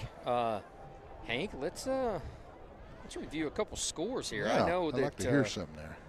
I know that there's some big games going on tonight. You know, Wimberley Texans won, obviously, 63-14. Winner of this game will go on. The Carthage Bulldogs beat Texarkana Pleasant Grove 34-31 Here come the this Panthers. afternoon in an incredible football game. It's the Panthers. Pleasant Grove was up 28-14 at one point in this game. So, man, I mean, Carthage just continues to roll. Cuero is beaten badly today. Jasper Bulldogs 28-7. Yeah, I mean, for Cuero, that is bad. Yeah, I thought they would go on one more round into the playoffs, but, I mean, look at Belleville and Silsbee, if you had it. The last time I heard it was 44-0. It's halftime. Belleville Brahmas are beating Silsbee 44-0. I mean, oh, wow. Belleville obviously is going to win that game. They're going to go on to play against Jasper. And I tell you what, Belleville might be the team to get Carthage. And they're a slot T team, you know. Man. At least I know the last time I looked at Belleville, they were a slot team. Man, I tell you what. Oh, and the other game we're watching tonight is a doozy. Is Davenport 31, Lavernia Bears 17. That looks like it's close to the end of the third quarter. Right. So Davenport's got a handle on that. Refugio winning big, 42-14 if you're a Refugio fan. Gilmore from East Texas won this afternoon, 34-21. A lot of really good football today. Brock Eagles won 75-14. The Blanco Panthers won 34-0 over Goliad. Yeah, and that was a big one. I did not think Blanco was that good, but they are, obviously. In Smithson Valley, they move on 26-21 over College Station Cougars. So a lot of really good football today, and let's see. The Panthers will be kicking off here in the second half to the Sinton Pirates. Sinton up 29-0. And let's see what happens, Hank. I've got some basketball updates. We'll get to those when we get a break. Okay. All right, good. Both men's and women's Panther basketball. So the kick is up, and it's returnable, and he's got some room. He looks like he's going to get around the corner. He's got one man to beat. He runs into the kicker, so Sneed saves a touchdown there. Oh, man. And that was number 4, Rodriguez. On the return. Yeah, Rodriguez takes it all the way up to the 40-yard line and of the Panthers, and just by good vision. I mean, you see him curl in to the inside, and that was a nice corner kick, too. It wasn't like he kicked it. They kicked it all the way to the middle. It was enough to where, by the numbers, that you should be able to cover that. And now Sinton again in great field position. They actually called him out on the 41. So he must have stepped out of bounds. But anyways, they take over. The Pirates do it. The Panther 41-yard line, motion from James. They're going to pitch it to him. He's going to get around the corner. But he's bottled up quickly, though. Short gain there for Jacoby James.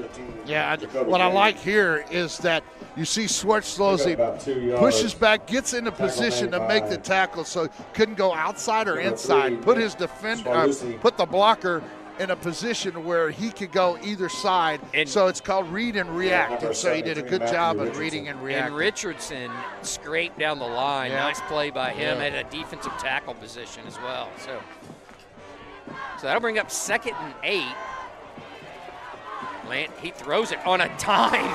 Oh, my goodness. Boy, another touchdown there. A long touchdown. Rangel tries to get over, but Nick Flores just knows what to do with it. Spins after he makes a good catch.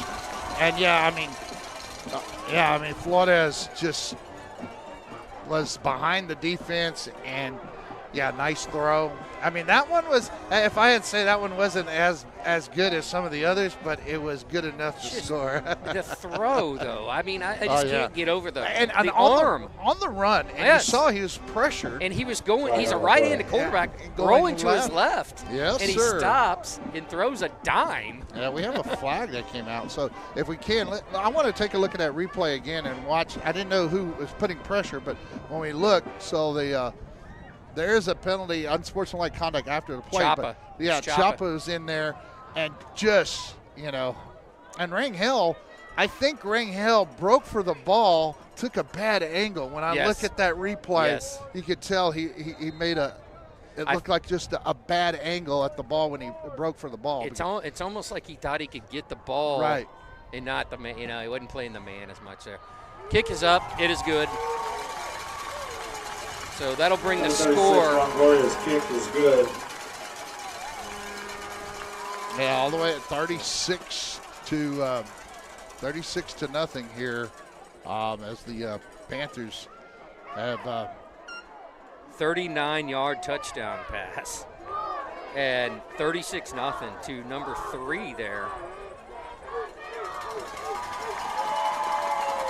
The Panthers may get a little break here, as it looks like they're going to kick it off at the 25-yard line.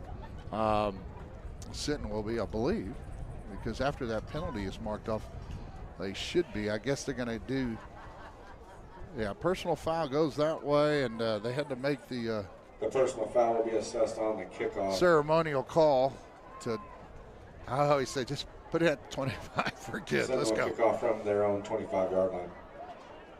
So tonight we had the sideline cam, and you saw the band, and hopefully you got to see a lot of the members there of the band, and so we like to do more of that. Hopefully,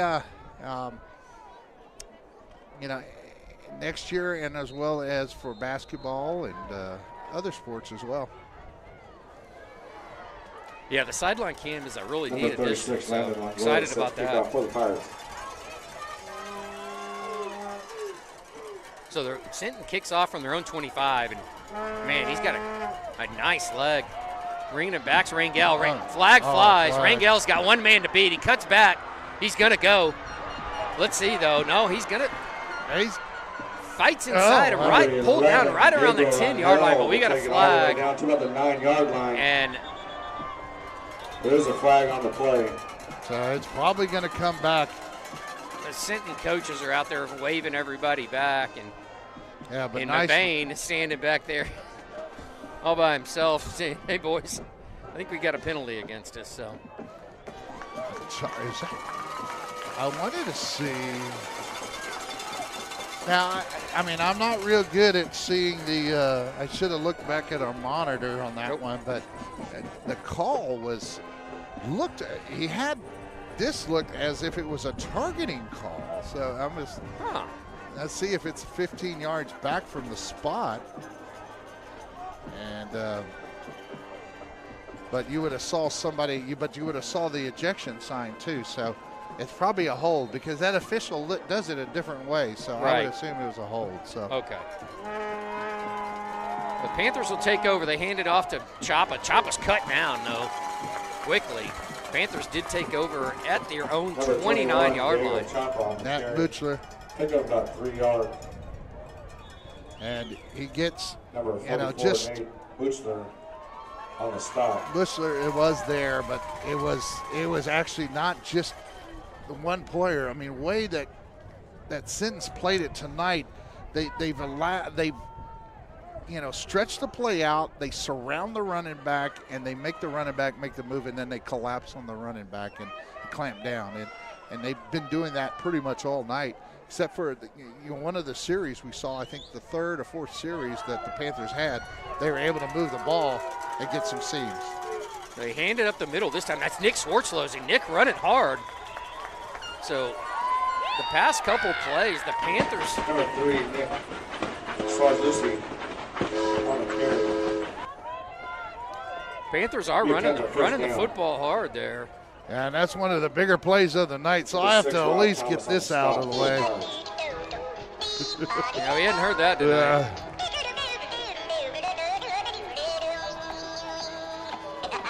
Again, they hand Swartzlosing up the middle, and this time he is stalemated there. Yeah, 52 comes in and makes the play down low, and is able to, with a couple of other players as well. Yeah, we hadn't talked about it a lot tonight, Hank, but the Sinton defensive line is not very big. But boy, they're quick.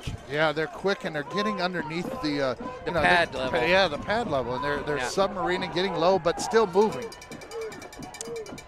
Getting in there. I mean, 52, that prime example of it right there. I mean, you got 8 Pirates in the backfield, and 52, as you said, just cuts right through. Yeah, and he makes the play. And he didn't make the tackle, but he stopped McBain from getting to the outside. And so that's why I say he makes the play, but not necessarily the tackle. Yep. But he went inside the pulling guard and knew exactly what his keys are, so he's going to follow that guard and go inside. The Panthers may have to do some, naked runs or naked sweeps, we call them, because they're following the guards each time. Going nowhere on third down. We've got a late flag. Number 21 on the carry. Thrown by the white hat, so he didn't like what's going on down there. I don't know if something was said. Yeah, I mean, so there is a penalty. Here's the call. So dead ball foul, personal foul goes against Sinton. Personal foul will go against the Pirates. It'll be an automatic first down. So Be a Panther first down. So mistake there by the Pirates. I mean, they just stalemated the entire Panther offense there for a couple of plays, but must have said something or yeah, something else. I mean, but it looked like on a replay, extra push or a shove while somebody's on the ground, and they'll call you that every time. Scholke pitches this time. It's going to be a halfback pass, and he just over. Cohen Blunt barely overthrows Rangel. Oh, yeah, you pull out all the stops, as they would say. It's like he looks back, and it's a little wobbly, but, hey, it works if you get it just overthrown by about a yard. Oh, man. Yeah, I mean, it wasn't a bad play at all. Oh. And coverage was tight, for the most part, but Blunt put it in a nice spot. Yeah. And Rangel had to adjust to it just a little bit. Well,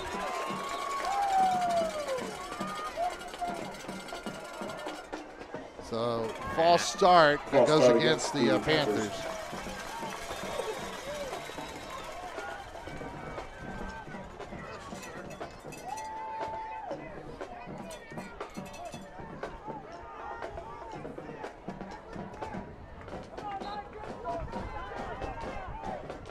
Yeah, up here on top of the press box, and we get a good breeze up here, but also more than anything, a great view still. Great view of the stadium, and it's a little chilly up here for sure. The wind is what does it. Yeah.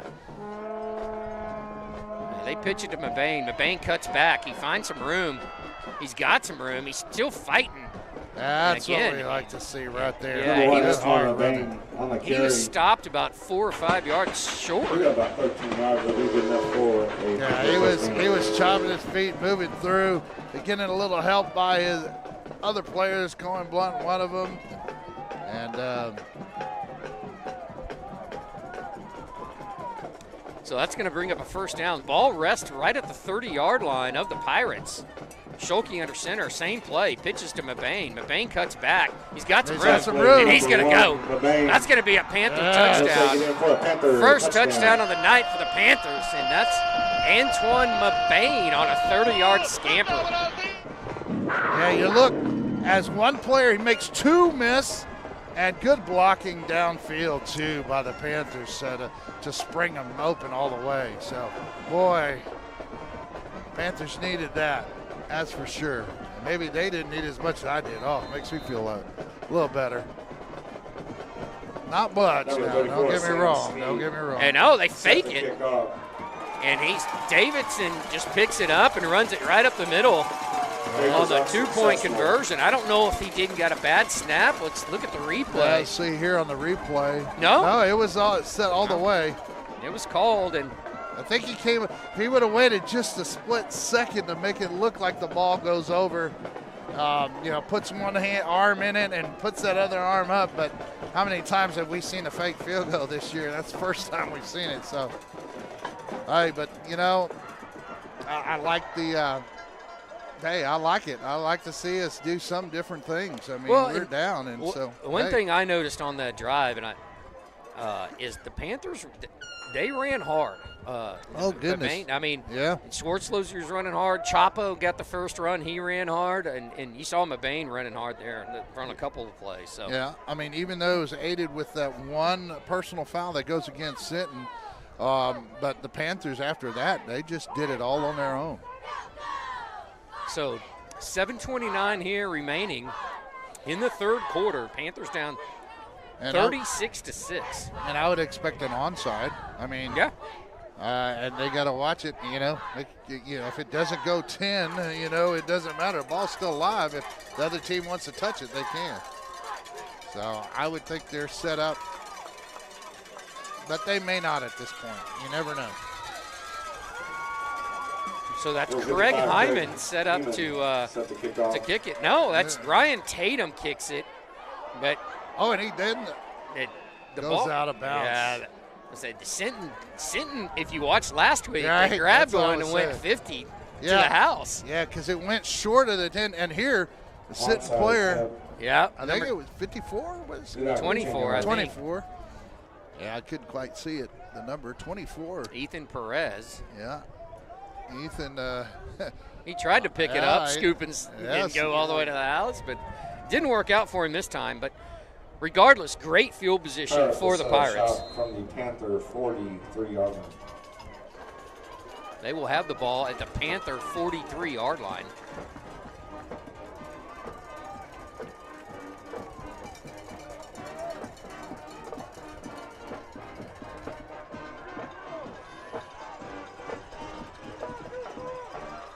Hansen, he's back. He's going to throw a screen. He does. Hits number 3. And again, screen play to number 3, Nick Flores. Pulling some of the things that hurt the Panthers earlier in the season. Screens. Yeah, this wide receiver screen, coming down like a tunnel screen, actually worked well for them. But the Panthers, I think where they're most acceptable is on those running back screens, right down the middle. So first and 10 at the 31-yard line. This time, quarterback's going to keep it straight up the middle. That's Hansen. There's a point in time, though, and I don't know when that is, Lance. If you're Sinton, do you really think about taking out those triplets you talked about? I mean, it's 36-6, a 30-point lead, and you're in the middle of the basically in the middle of the third quarter. Yeah. I would think this should be his last series. I was going to say, I think if they score here, you pull them. Just for next week, you got a big game probably, against Wimberley, and you'd hate to see one of their big players get hurt. So Tristan Hansen back. He's got a bunch of time. He's going to run it this time. He tucks it and just runs out of bounds. So we'll go ahead and look at that. Number 2, Tristan Hansen on the quarterback keep. And see where he's. Yeah, where he initiated. If you initiate the tackle in bounds, which he does right there, right at the line. So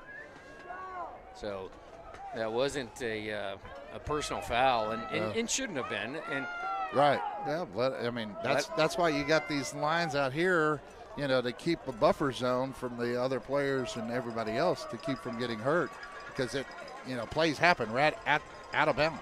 So first and 10.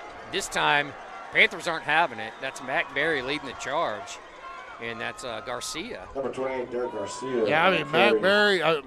Matthew Richardson, I believe, was. I mean, you had several. I'm sorry, Number 5, Mac Berry. And Galini. And 32, Hayden Tolliver. And Hayden Tolliver. So a host of Panthers. Yeah, I mean, you like to see that, a gang tackling. But here's where you got to watch for Jacoby James.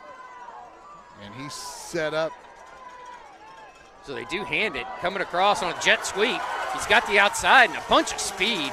That was number 4. Isaiah Rodriguez. Isaiah Rodriguez again showing his speed. I'll tell you, I am impressed with the Sinton speed. I didn't realize, watching them on film this week, as much speed as they have. Right, and defense, offense, because they have very few that go both ways too, and that's right. And that's an advantage that Sinton has too over the Panthers. Yeah, Panthers got 4 or 5 players going both ways. So Hansen keeps it going straight up the middle on first down. Hansen on the quarterback keep. Yeah, so you see here, Hansen just takes and follows. There's a double team on Richardson and gives him just enough of a crease to get a couple more yards on it. So brings up a second down and goal here for the Panthers. For the Pirates. I did the same thing. Panthers, Pirates. A lot of P's going on tonight. Hansen looks back. He looks in the corner of the end zone. Receiver, flag down. That's J.J. Waz. Let's see who catches that. Yeah, I think that's Jacoby James again out there, number 15 with Waz on him. and he goes out, and you see it on the. He's back up. He's all right, and yeah, that's James. Yeah. See what the flag is. And I think it's going to be pass interference that they would call holding. Actually, will be called against the Panthers. So they, instead of pass interference, they called holding. So the touchdown's good.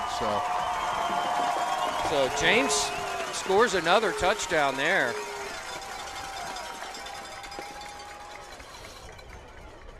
Looks like an 8-yard touchdown pass. Yeah, we're still in the third quarter, folks. Pending the extra point here. Holds down, kick is up, and it is good. And good.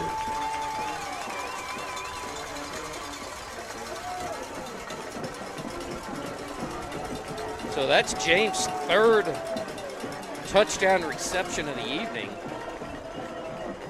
And that brings the score to 43-6 here.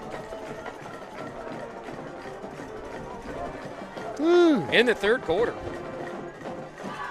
4:35 left.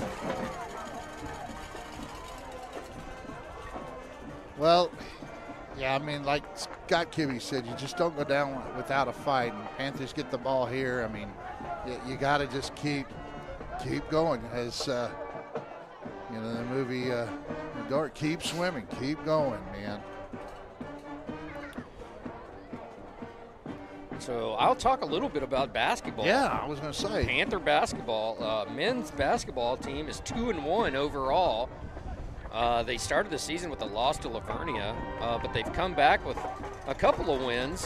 One over YMLA, the second one over Fox Tech. Next week, November the 30th, they will play at Elgin, and we'll get to the women's, or the running Lady Panthers and their record here in just a second.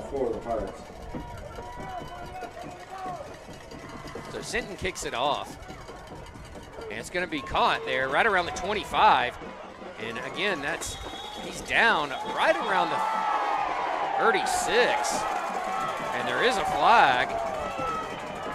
So yeah, they're getting a little extracurricular activity. I didn't see who that was. It looked like it might have been Mac Berry with a little. Yeah, it was he right off kind to of the threw right. it. Yeah, he threw a guy out of bounds. Flags on the return. Kind of swung a guy around. Little frustration from Mac, the senior, knowing probably this is going to be his last high school football game of his career.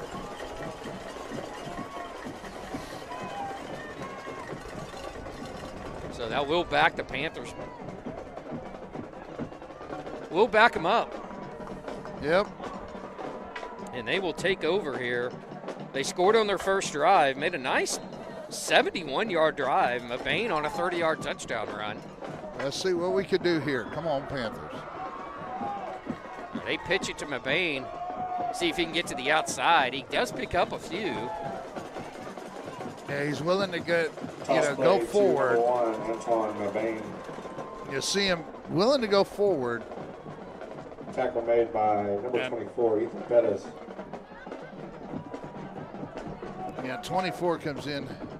Ethan Pettis makes the tackle, but I watched him come in from the, basically almost from the opposite side and was able to follow down. And he came from the outside in, but then a couple of players from the inside. I saw number 44 as well in on it, and that was Nate. So here we go. We've got Cohen Blunt in the Wildcat, and he's going to run out of that. Number 8, Cohen Blunt. Yeah, so he's got the size of a lineman, but, the feet of a running back. So he gets by number 3, Nick Flores. Gets only a yard or two. Uh-oh. Something must have been said, I would assume. So, yeah, Late flag comes in. So let's see. A little frustration coming out from the Panthers here. And sportsmanlike conduct. That'll be another 15 on the Panthers, down 43-6. Yeah. And that was going to bring up a third and about about 6, but. Yeah, now it's going to be a third and a long ways to go. No, third and about 21, I presume. Just 15. Yeah, I think it would have been like 3rd and 5. Yes, so they would have been. Got to get to the 31. So again, you've got Cohen Blunt in the shotgun formation. He's going to throw it. He does throw it. He's got a receiver, and it's caught there by Max Stoniger. So Max Stoniger just basically runs a little. He's in swingman position there, and he just releases and says, hey, hot route, throw it to me. We hadn't seen that. Well, we saw a play similar to that real earlier in the season where Braddock Galini went 69 yards on a quick hot route. So now they give him something to look at. So 4th down and medium here for the Panthers. Schulke under center. Looks like they're trying to draw him off. And is it might be just a delay of game, not a false start either way. You know, are you going to, so. Oh, legal motion, it looks like. They wave the flag. They wave it. So now it's going to be 4th and 6. And so no flag on the play. Timeout was called. So I didn't see. They got timeout that was called by the Panthers. So now you were saying about the girls basketball. Yeah, we've got girls basketball. The Lady Panthers. They are 7-3 on the season. Came out of the gates with a loss to Cuero, a tight loss to Cuero. Wow, Cuero's really picked it up. But they did finish 3rd in a Floresville tournament out of 18 teams. Right. So 7-2 on the season, and next week come out and support your Lady Panthers. They're gonna play just down the road at San Marcos. Okay. So, well, they beat Seguin too. They did beat Seguin. Like they did beat 69 to 20 something. I don't want to say specifically. So Cohen Blunt, it's tipped into the air and intercepted by number 11. Oh no, they called it incomplete, but it wouldn't matter. It goes back to the line of scrimmage, which would have been. And it looked like Braddock Galini was open. Yeah, the ball is tipped, as we saw in the replay. The ball is tipped. Yeah. Let's see if we can see it again real quick. You'll see that the ball is going to be tipped. It's open initially, and I'm not sure how he dropped that one, but yeah, it actually worked in his favor maybe a little bit. But. Yeah, and I think Adrian Diasis was one of the players, the one player that got his hand on it. And that was Adrian Moody that dropped it. So no big deal for the Pirates because they get the ball around the same spot they would have gotten it. They still have Hansen in, and they take it, they hand it. Oh, and Hansen's just Braddock Galini comes from the defensive end position there, and that just was a slow developing play. I don't know what they were trying to do on that one. We could see on the replay. I don't know if it was going to be. It looked like it was a missed handoff to Garcia. I think it was Garcia had already passed him just too far, and he didn't want a chance giving it to him and fumbling the ball. So they're going to take. Yeah, we're going to see a lot of running of a clock, the play clock going all the way down to inside 5 seconds before the ball is snapped, and it's at 8 seconds now. So Hansen, he hands it this time, jet sweep again to number 4, trying to get outside. And that's Colton Schulke coming in at cornerback. Number 4, Rosario Rodriguez on a sweep. He makes a nice play, and that'll bring up 3rd and long. Yeah, so number 7, Panthers able to run him down and keep it stretched out.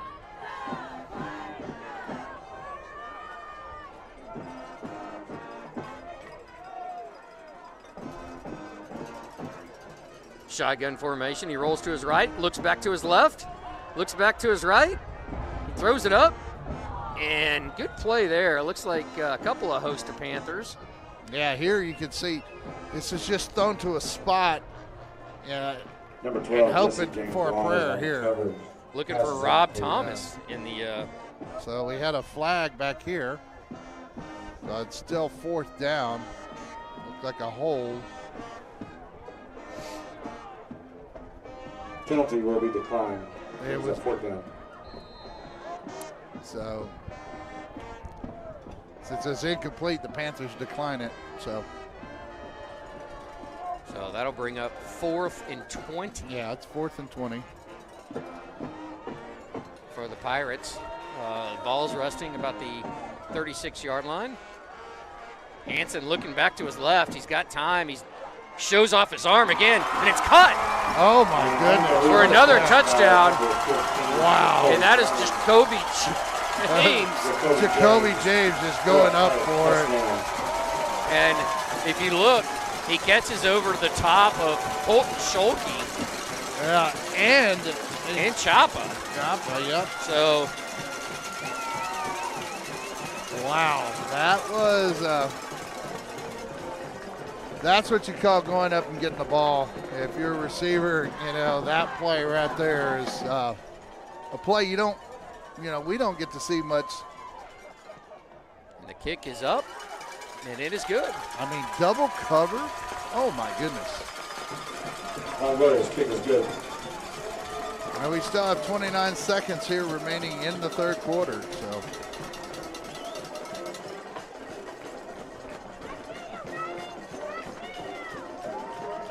Scores 50-6 at this point, and just an amazing catch. I mean, the kid's got 4 touchdown receptions, right. 2 here in the first half, 2 in the second half.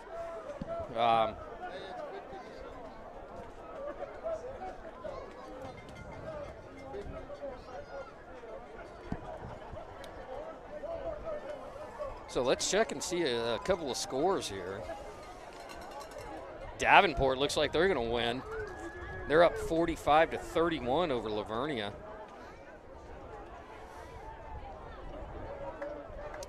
54-0 now, Belleville over Silsbee. Wow. Oh, man. Belleville is, they're a bulldozer just, running through people. Longoria set to kick off.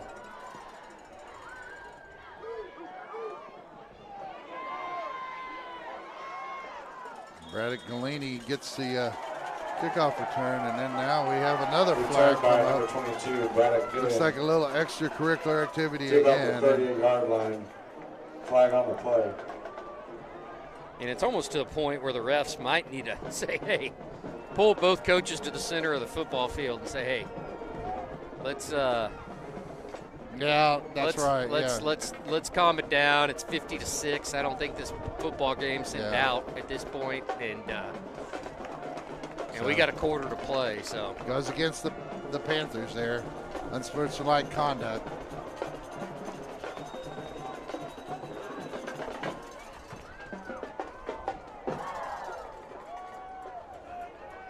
Penalty will go against the Panthers.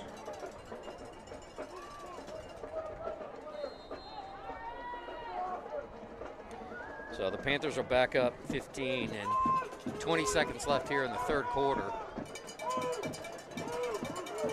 And it's 20. The Panthers take over at their own 25. They hand it near side. Can't see who that carrier is. It looks like Chapa possibly. Yeah. Number 21, Diego Chapa on the carry. Yeah, you can see here on the replay, he finds a seam and he gets Number good, 44, decent yardage. Bushman. So that's the end of the 3rd quarter. That'll be the end of the 3rd quarter.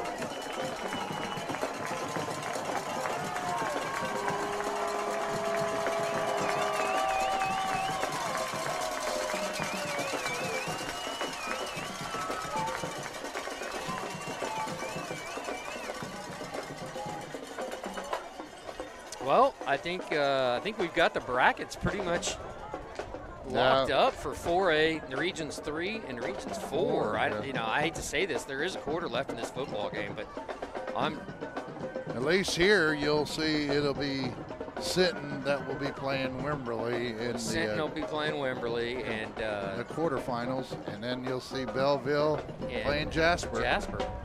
Yeah, and then 4 excellent football teams. Yeah, and then the winner of those games will play, each other. 3 and 4 always play each other. So, and seeing the Carthage come back and beat Pleasant Grove, I thought Pleasant Grove had it early, and Carthage came back and won that. That was a battle there. So, and I think right now, if I had to pick a team out of those 4, Belleville's my pick. So Belleville will be Belleville and Wimberley. You just don't know the level of. We don't know that level of competition in Region 3 versus 4, but I tend to say that Wimberley's going to give them a big fight, but I think Belleville will actually prevail. Overall. Well, no, and I agree. I think, I do agree with that. I think Wimberley will give them a good fight. And they could win it. I'm not saying they win. No, I agree. I'm right with you. But right now, the way Belleville's been playing football, it's just been. So Scholke hands it off there to Swartzlosey. Swartzlosey gets a few, running hard.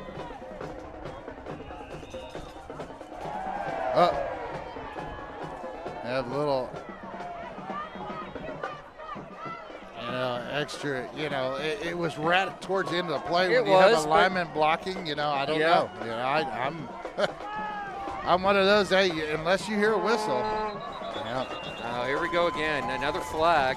And I think Swartzlosey took off, we'll see in the replay, I think he took off a little bit early in that one, so.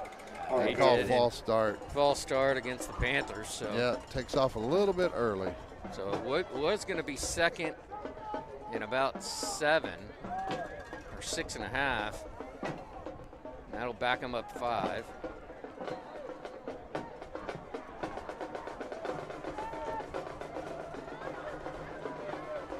Yeah, we'd like to thank the students that are out here tonight, Jeremiah Sanchez, and then also Josh Brooks for helping us out and getting this thing going. Scholke throws it downfield. He's looking for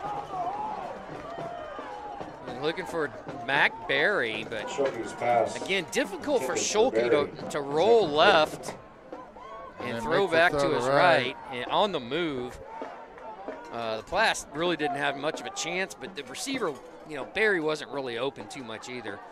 Well, they're bringing Cohen Blunt in. So we'll see if they run a wildcat type look. It's 3rd and 12. Scholke pitches it back. That's Mabane. Mabane's tackled though quickly. Again, they cut the outside off from Mabane, and he had to cut it up, and and then Hesseltine comes in and makes the stop. I think 54.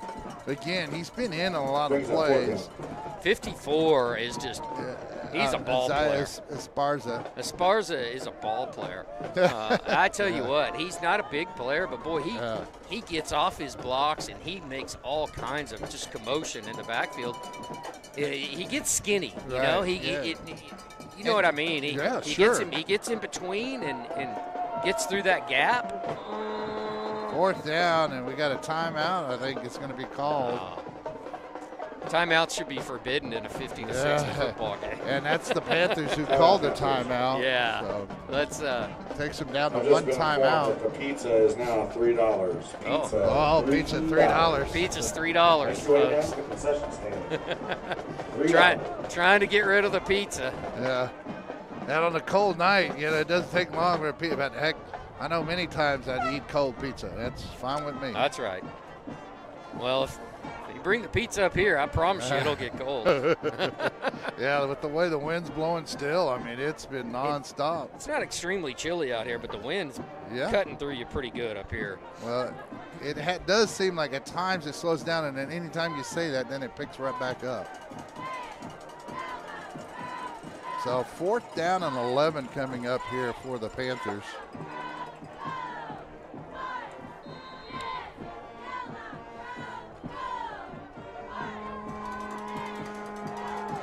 Schulke back to pass, looks for a screen pass. Oh, and that screen was broken up by one player. And that's number 25, I believe it is. He's playing on that outside.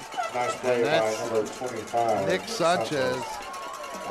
And just one man, and nobody else. Green grass or green turf in front. Just got his ankle there. Yeah. And he read the play. He was set up on the outside and went down and read that play. Oh, my goodness. Hey, but I like seeing some of the play calls by the Panthers. I like to see them I do. work on that and kind of get that a little, get some perfection out of that play throughout the year and running it here and there. So here we go. We got a new quarterback in. Looks like number 9. Yeah, and that's Justin Valise. Valise, yeah, and he's a senior. And you got another running back as well. His numbers kind of rolled up with his back flap off the shoulder pads. I think it's, I want to say 33. Yeah, yeah, that is.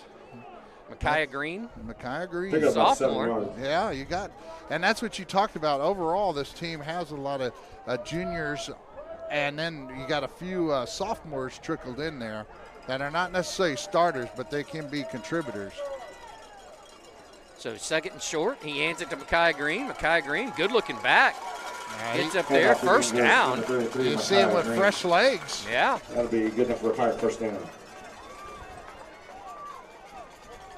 You do got quite a few sophomores on this team.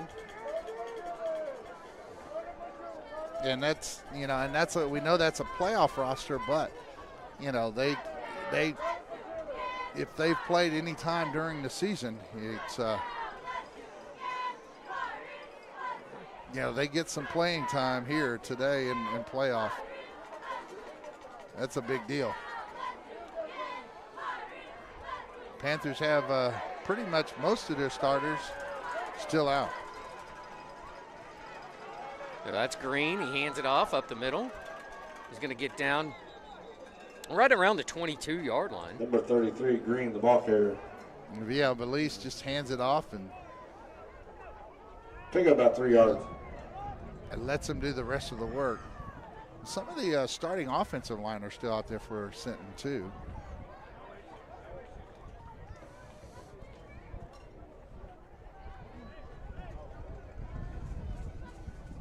I don't know anybody had been watching that Texas game. But yeah, that Texas game looks like a blowout, I think. Last time I checked, it was 33-7. Yeah, and Tech just didn't have much of a team this year. But no, they did. But with the portal, you never know what happens next year. All right, so. All right, so minimal gain there for Green. That'll bring up 3rd down and 7. Yeah, the Panthers wanted a false start, and then Mac Berry was right there to smother the running back, Green. So now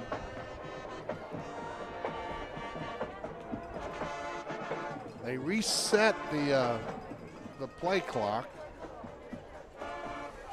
We've got about 7:06, 7:07.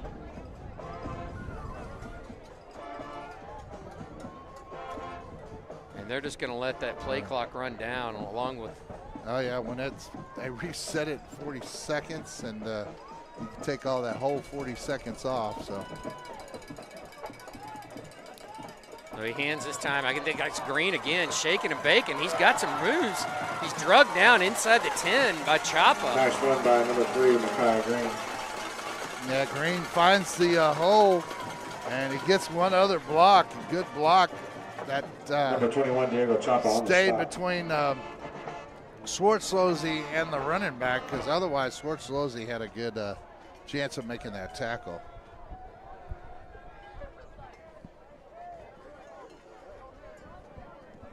I was saying there's it looks good on the, I went back and looked on the YouTube. Oh, yeah. Very little delay here. Yeah, yeah. So 6 minutes left here in the football game. Sinton driving again here. Again, they're going to hand it to Green. He's pulled down by number 50 there for the Panthers. Green, the ball carrier.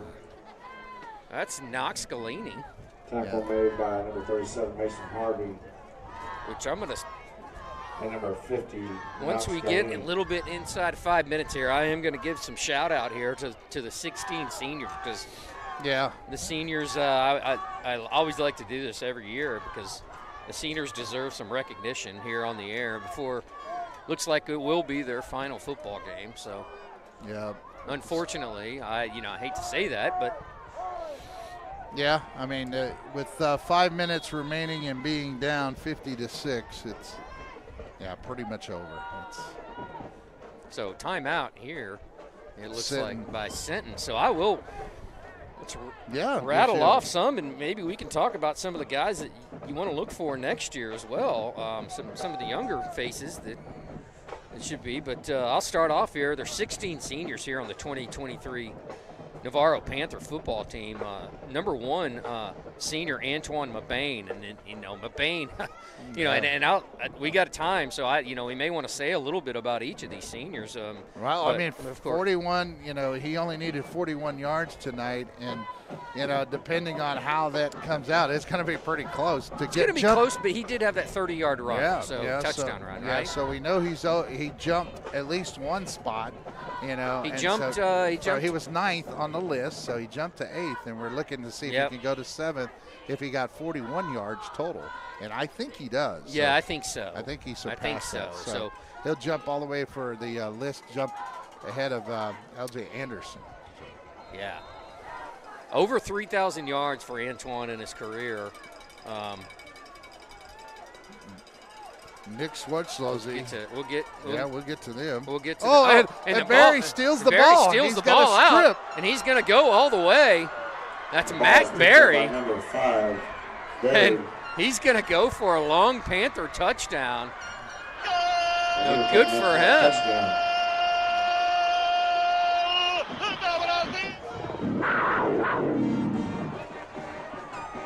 Wow.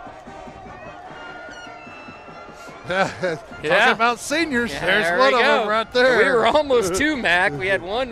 We had Nick, and we had. Well, we'll get to him, but there he is. Yeah, heck of a play there by Mac Berry. Mac Berry, used to be last year for the first couple of years. He was a strong guard and tight end, defensive end. This year, and obviously last week showed his athleticism, and then again on that play, showed great speed and athleticism there. So. Wow, that was just one of those unusual plays that you don't get to see every day. No. Strips the ball and then goes back all the way. So Schulke under center. He's going to keep it. And there's going flags. for 2, and there's flags. He doesn't make it. He's pulled down just short. Flag down on the play. Offsides defense as defender came over. So Panthers will get another try at this. Let's see if they decide. Offsides against the Pirates. See if they. A retry from the 1.5 yard line. So they go at the 1.5 yard line to retry the try.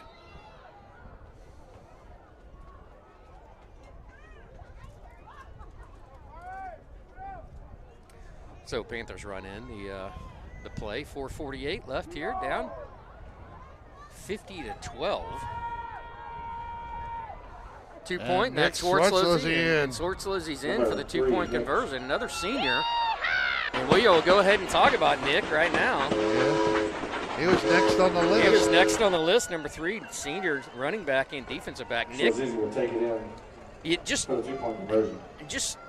So the people watching and listening tonight, a lot of these seniors have played for a long time.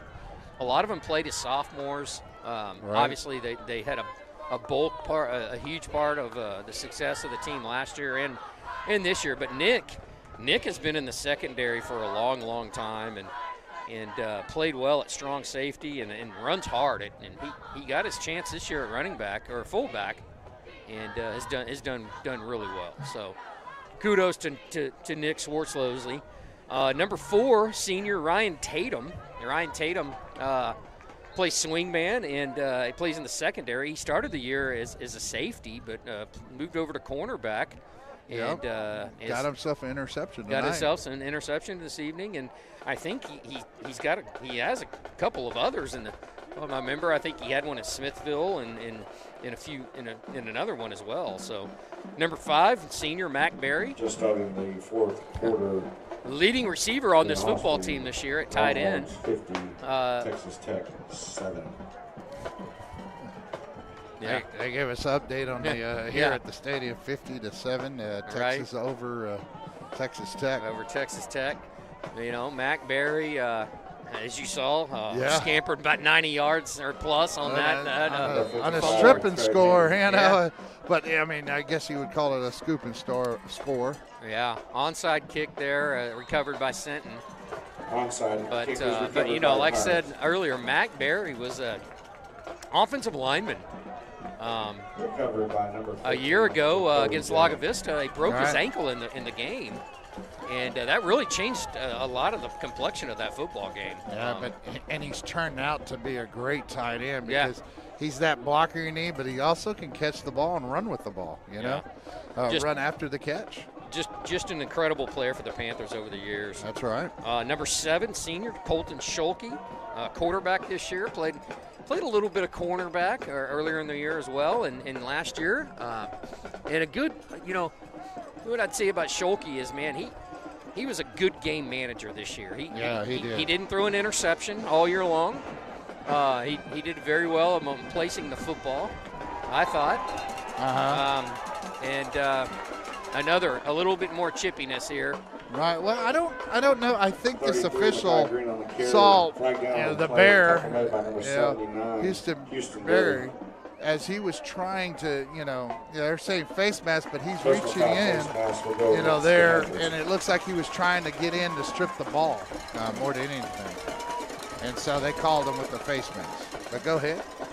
Yeah, and next on the list would be senior number 10, Xavier Cropper.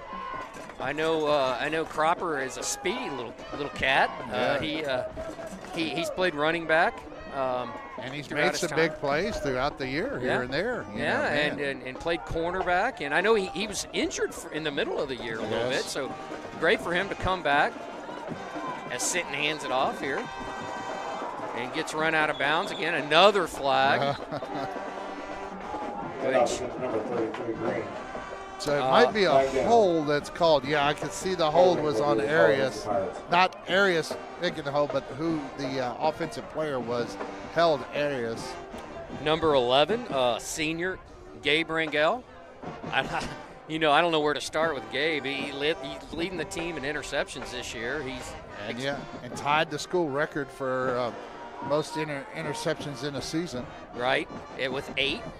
And he's got a shot, I guess, still to get number 9 here, as he's still out on the field. But Gabe, just man, he was a tough player. He really showed up last year as well, coming up and making some great tackles in the secondary. He played some time at running back, returned a long kick tonight that got called back. But an explosive football player and a great Panther. Oh yeah, he exemplifies a lot of what you see about the Panthers themselves. He works hard, and he's a physical player, and he does whatever is asked of him. Yeah, tough, scrappy kid. Yes, not a very big boy either, but plays big, right? That's right. Number 13, senior Landon Taylor. I don't know where to begin with Landon. Landon's just a heck of a football player, a heck of a baseball player on top of that. But Landon was defensive end, played running back through his time, backed up Mabane most of the year.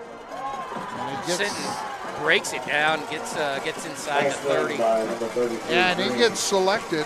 That's Landon Taylor that gets selected to the San Antonio area All-Star game that's happening January 6th. Right. In San Antonio at the Alamo Dome.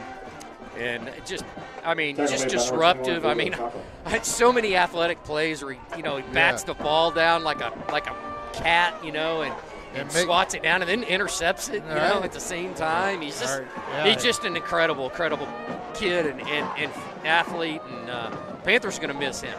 That's right. Big time. That's definitely right. They're going to miss all of them, but Landon especially. So, number 21, senior Diego Chapa. Yeah, big part of the defense and offense. Diego Chapa, playing that tailback position, is not an easy position. And then playing, playing back is safety as well. And Diego, Diego played a bunch as a sophomore, if you remember. He would get in and make some big plays in the playoffs. And big hitter, too. Big hitter. Boy, I tell you. He had some injury issues, but, man, he overcame all those. And this year stayed healthy. And yeah, he's one that would come downhill, as they would say, from safety, man. He was one of my favorites watching that, for sure. Sinton hands it off. Again, Green. Handoff goes number 33, Green. Arias on the tackle. That's Arias on the tackle. Number 32, senior Hayden, otherwise known as Sonny Tolliver. Yeah. Sonny, man, he played a bunch as a sophomore. Yeah. At linebacker. He's been a staple at linebacker for the past number of years. And just solid. Just a solid, good player at linebacker. And, he may not do anything fancy. What I mean by that, he's not there's hardly any show about him. I mean, he's all business he gets after it. Yeah, that's exactly right. And, boy, he'll hit you, too. Yeah. But you're right. Sonny's always and it looks like they're just going to go into the victory formation there for the Pirates. Well, we got a few more to go. Oh, they doused the coach.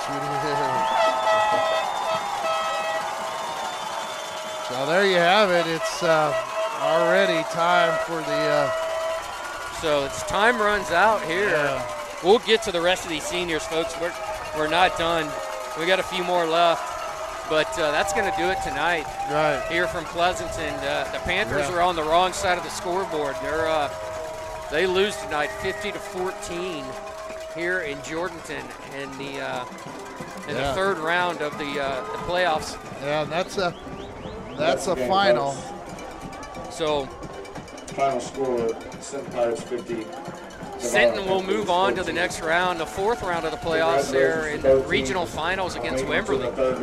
Yeah, so we'll see Sinton how well they do against Wimberley. And Wimberley is a powerhouse in this region. And, I mean, Sinton's showing that they have too. So, so we have, the score 50-14. So I'll continue on. The next on the list, the senior would be the number 34, the kicker. Senior Sam Sneed. Sam did a great job kicking all year. Had a couple of field goals, missed a couple of field goals, but overall was very solid, extra point wise, and reminder, no spectators and everything. On the field. Ladies and gentlemen, thank you so much for making the trek to Indian Stadium tonight. Number 42, safe trip home. Senior Jacob Arias. Jacob Arias, man, I tell you what, Jacob Arias he filled in last year when Case Monroe got hurt at the linebacker position. Yeah. And I mean, this kid right here. Yeah. And we saw him tonight in the backfield many times. Yeah, I mean, he lived on the other side of the line of scrimmage. That's right. He played. He was a heck of a linebacker.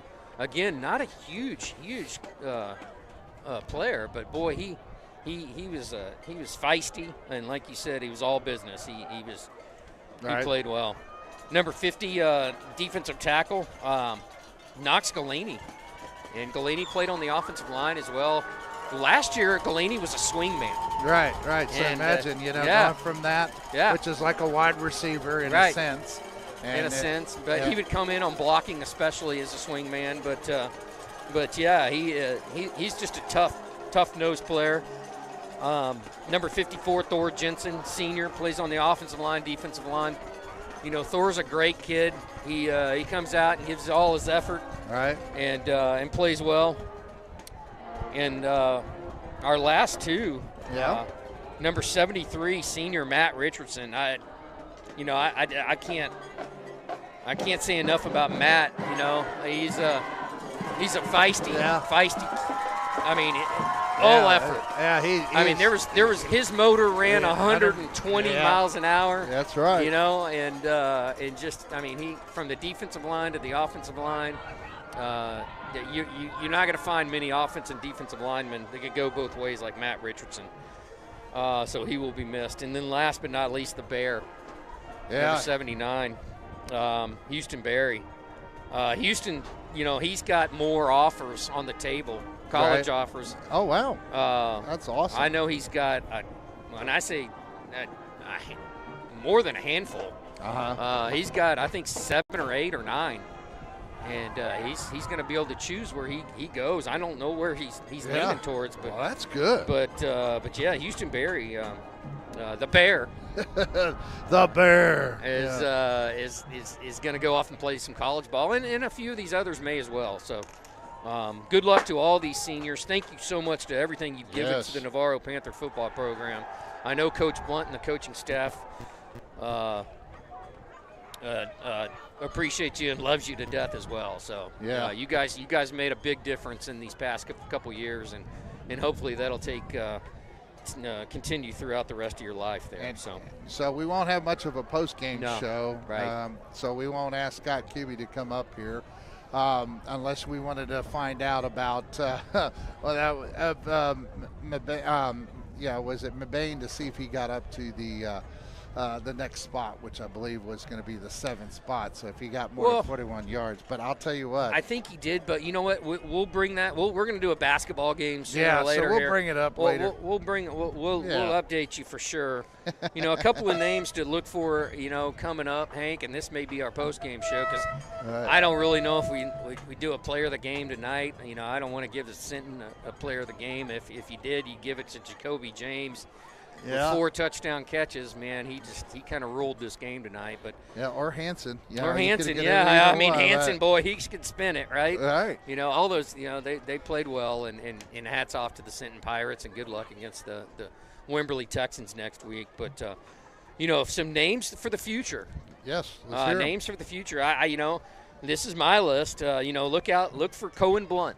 You know, Cohen Blunt's a feisty young man. Guerra. Max Stogner, look for him at swingman. He could be a defensive player. Look at Peyton Helford, a young freshman. Could be in the quarterback mix next year. Austin Davidson, you saw a little bit of him. Right. This year at backup quarterback and corner, a credible athlete. He's a really, really great player upcoming. Mason Harvey. Mason Harvey, and he's got the size. He's very athletic. You know, so I think you'll see him he'll be even bigger next year. Yeah. I mean, probably taller too. He probably hasn't hit that big growth spurt I mean, yet, he's a sophomore. Right. He's huge already. Right. But, yeah, he's going to be a heck of a ball player. Cade Pugh. Cade, was on the offensive line this year, defensive line. He's got some length to him as well, too. Yeah, length, a big kid. Craig Hyman, offensive lineman. And you saw him doing some kicking duty as well. So, a tough physical football player. And then here's some younger players on the line. Brandon Phelps, Vogel, Lane Black, and Beltron. All look for spots there on the offensive line. And there's many more. Those are just some names that you should look for next year with the Panthers. So, Hank, it's been great. It's been fun this year, know. Panthers finish 9-4 on the year. They don't get that 10th win, but and they fall in the 3rd round here for the 2nd season in a row. But I think they got a bright future ahead of them. Oh, and, I mean, we look forward to see what happens next year. All right, I think we have a team that's already a core of a team from the sophomores and juniors, that we can see now that you just talked about. And I think with the system that's in place, they'll always have a shot, And so we hope that, we get to be here again, at least to the 3rd round and then some. Right. And, yeah, I really like the freshman class that's coming up. They've got some athletes as well. And so, we'll see. Well, exactly. We'll see. We'll see. But, and I do have to thank again the Audiovisual Club or Broadcasting Club. And thanks for everything they did. If we can get the QR code up here real quick, and we'll get to one last chance to donate. And we have to thank Josh Brooks tonight as he was here running the computer, and Jeremiah Sanchez running the camera, both students there at Navarro. And thanks to our also other volunteers, Rick Ganaway and Steve Yount, that came up here and stayed out here in the weather. They could have been at home watching this instead of being out here and help setting up and everything. So we appreciate that. So if you want to donate to the Navarro Broadcast Club, just go to the QR with your smartphone, get the link with the camera, and donate whatever you can. So we really appreciate everything that you have done for us by watching us and donating to us as well for the Audiovisual Club. So we do wish you. We have one segment left. One quick segment. One quick segment here. And we're gonna go ahead and let Scott Kibbe come in before we say goodbye. So. All right, Scott. What do you got? All right. So final for the night, Panthers, 8 first downs, 32 rushes for 98 yards, 14 passing yards on 2 out of 11 attempts with no interceptions, 3 punts, 34 yards, 2 fumbles lost in both, ended up with 10 penalties for 99 yards. Oh. Kind of second half got to hurt those numbers. Meebane will end with 10 carries for 51 yards. He does make it to 7th on the list all-time for Navarro. All right. 3,066. Okay. Chapa 7 for 35. And Shoreslowsy 8 for 32. For Sinton, 20 first downs, 39 rushes for 128 yards, 310 passing yards, 14 out of 21 attempts with 1 interception. No punts, 1 fumble, did lose it, 10 penalties for 92 yards, and Garcia led the way with 13 carries for 33 yards. James's final numbers tonight: 9 catches, 185 yards, 4 touchdowns. Yeah. Oh, wow. Yeah. Wow. That's who we were talking about. Could have been a player game, but we gave it all the seniors again for Panthers to say that we commemorated them. And so, Scott, how does Sinton match up real quick with Wimberley?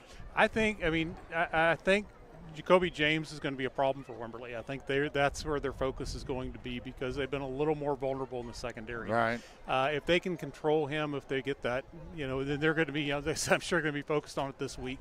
Then I think Wimberley still fairly easily. I think there's still a gap between them and everybody else, but I don't think there's any doubt tonight who the second best, at least second best team. Right. And Sinton certainly belongs in that game. Oh yeah.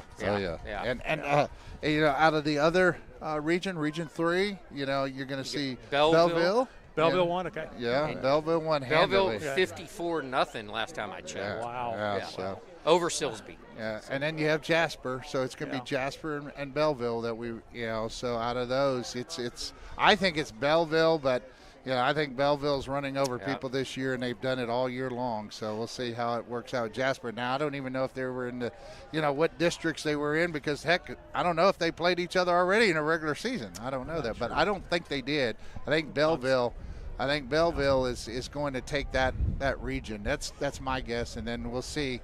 Wimberley and Belleville play is my picks. That'll be fun to watch because of slot T, Belleville, and see how they run it and how they attack Wimberley with it, with what they can do. Yeah. So, but we'll see. I think this will be a pretty good game next week. Wimberley and Sinton. It'll be fun to watch. But I said I think Wimberley's still the class of the region, and until somebody knocks them off. Yeah. Right. Well, thanks. I would. I would say too. No, I would just say with Cody Stover, right? I mean. Yeah. I mean, Cody, I don't know. So, I agree with you. I think so. And if you get some pressure in the Sinton's quarterback, get some pressure on him, he tends to be a different quarterback. And I think that'll be a difference, too. I think Wimberley will get better pressure on him. Yeah. Well, good. Awesome, right. guys. Well, hey, we appreciate Scott Kibbe this year. Man, and we wrap up another season. Yeah. Another one, yeah. Always fun, and, man, I love it. It's great. Yeah. So, appreciate Hank. Hank's the voice of the Panthers and has been that way for a long, long time. So. It seems like it, but it seems like it's gone by really fast, too. Yeah, right? They always do. And then 30 30-plus years. 32. Yeah, 32 for Scott Kibbe. So doing the statistician and historian. So we appreciate what you do, Scott, too. We really do. And Absolutely. Lance, you do a great job. And we hope to work together some more with basketball and other events. But that's been Scott Kibbe. Hey, I'm out until football. See y'all in August. Yeah, we'll see you next August. All right. So, well, Lance, I guess, Scott, this is it for the season. So thank you again very much. I really do appreciate everything you've done. Pleasure as always. So. Yeah, we're here shaking hands. So. Right. All right. Well, that's going to do it here from Jourdanton, Texas tonight, where the Panthers lose out here in the third round of the playoffs, 50-14. And everyone have a safe drive home. And, oh, wait a minute. Well, I just want to say real quick. Oh, thank you, Lance. Go ahead. You might have to start over. Okay, yeah, we got you on now. Clay Scarborough here. Thanks, Hank. Thanks, Lance. Thanks to all these kids and what they've done this year. It's amazing what you guys have done. Thank you for your hours of work y'all put in on this. I mean, I know it sounds kind of weird, but when you do this stuff, you reach out to people in their homes, right? So you touch them on an emotional basis. Right. And so you guys have done that every week. And so we just really, really appreciate you guys for that. Oh, yeah. Well, thank you, Absolutely. Mr. Scarborough. We really Thank you, appreciate that. Yeah, I mean, if it wasn't for you, you couldn't get – I mean, you had to drive them here in the van and everything else. So we thank you for that. So No. All right, but then they caught us in the last second. So every time we were about to, close the show out, somebody pops up. Anybody else? Anyone? Okay, we're good. Yeah. And all right, we're going to shut this thing down for tonight and the rest of the football season. But stay tuned for basketball and more. That's right. So good night and God bless from Jourdanton, Texas.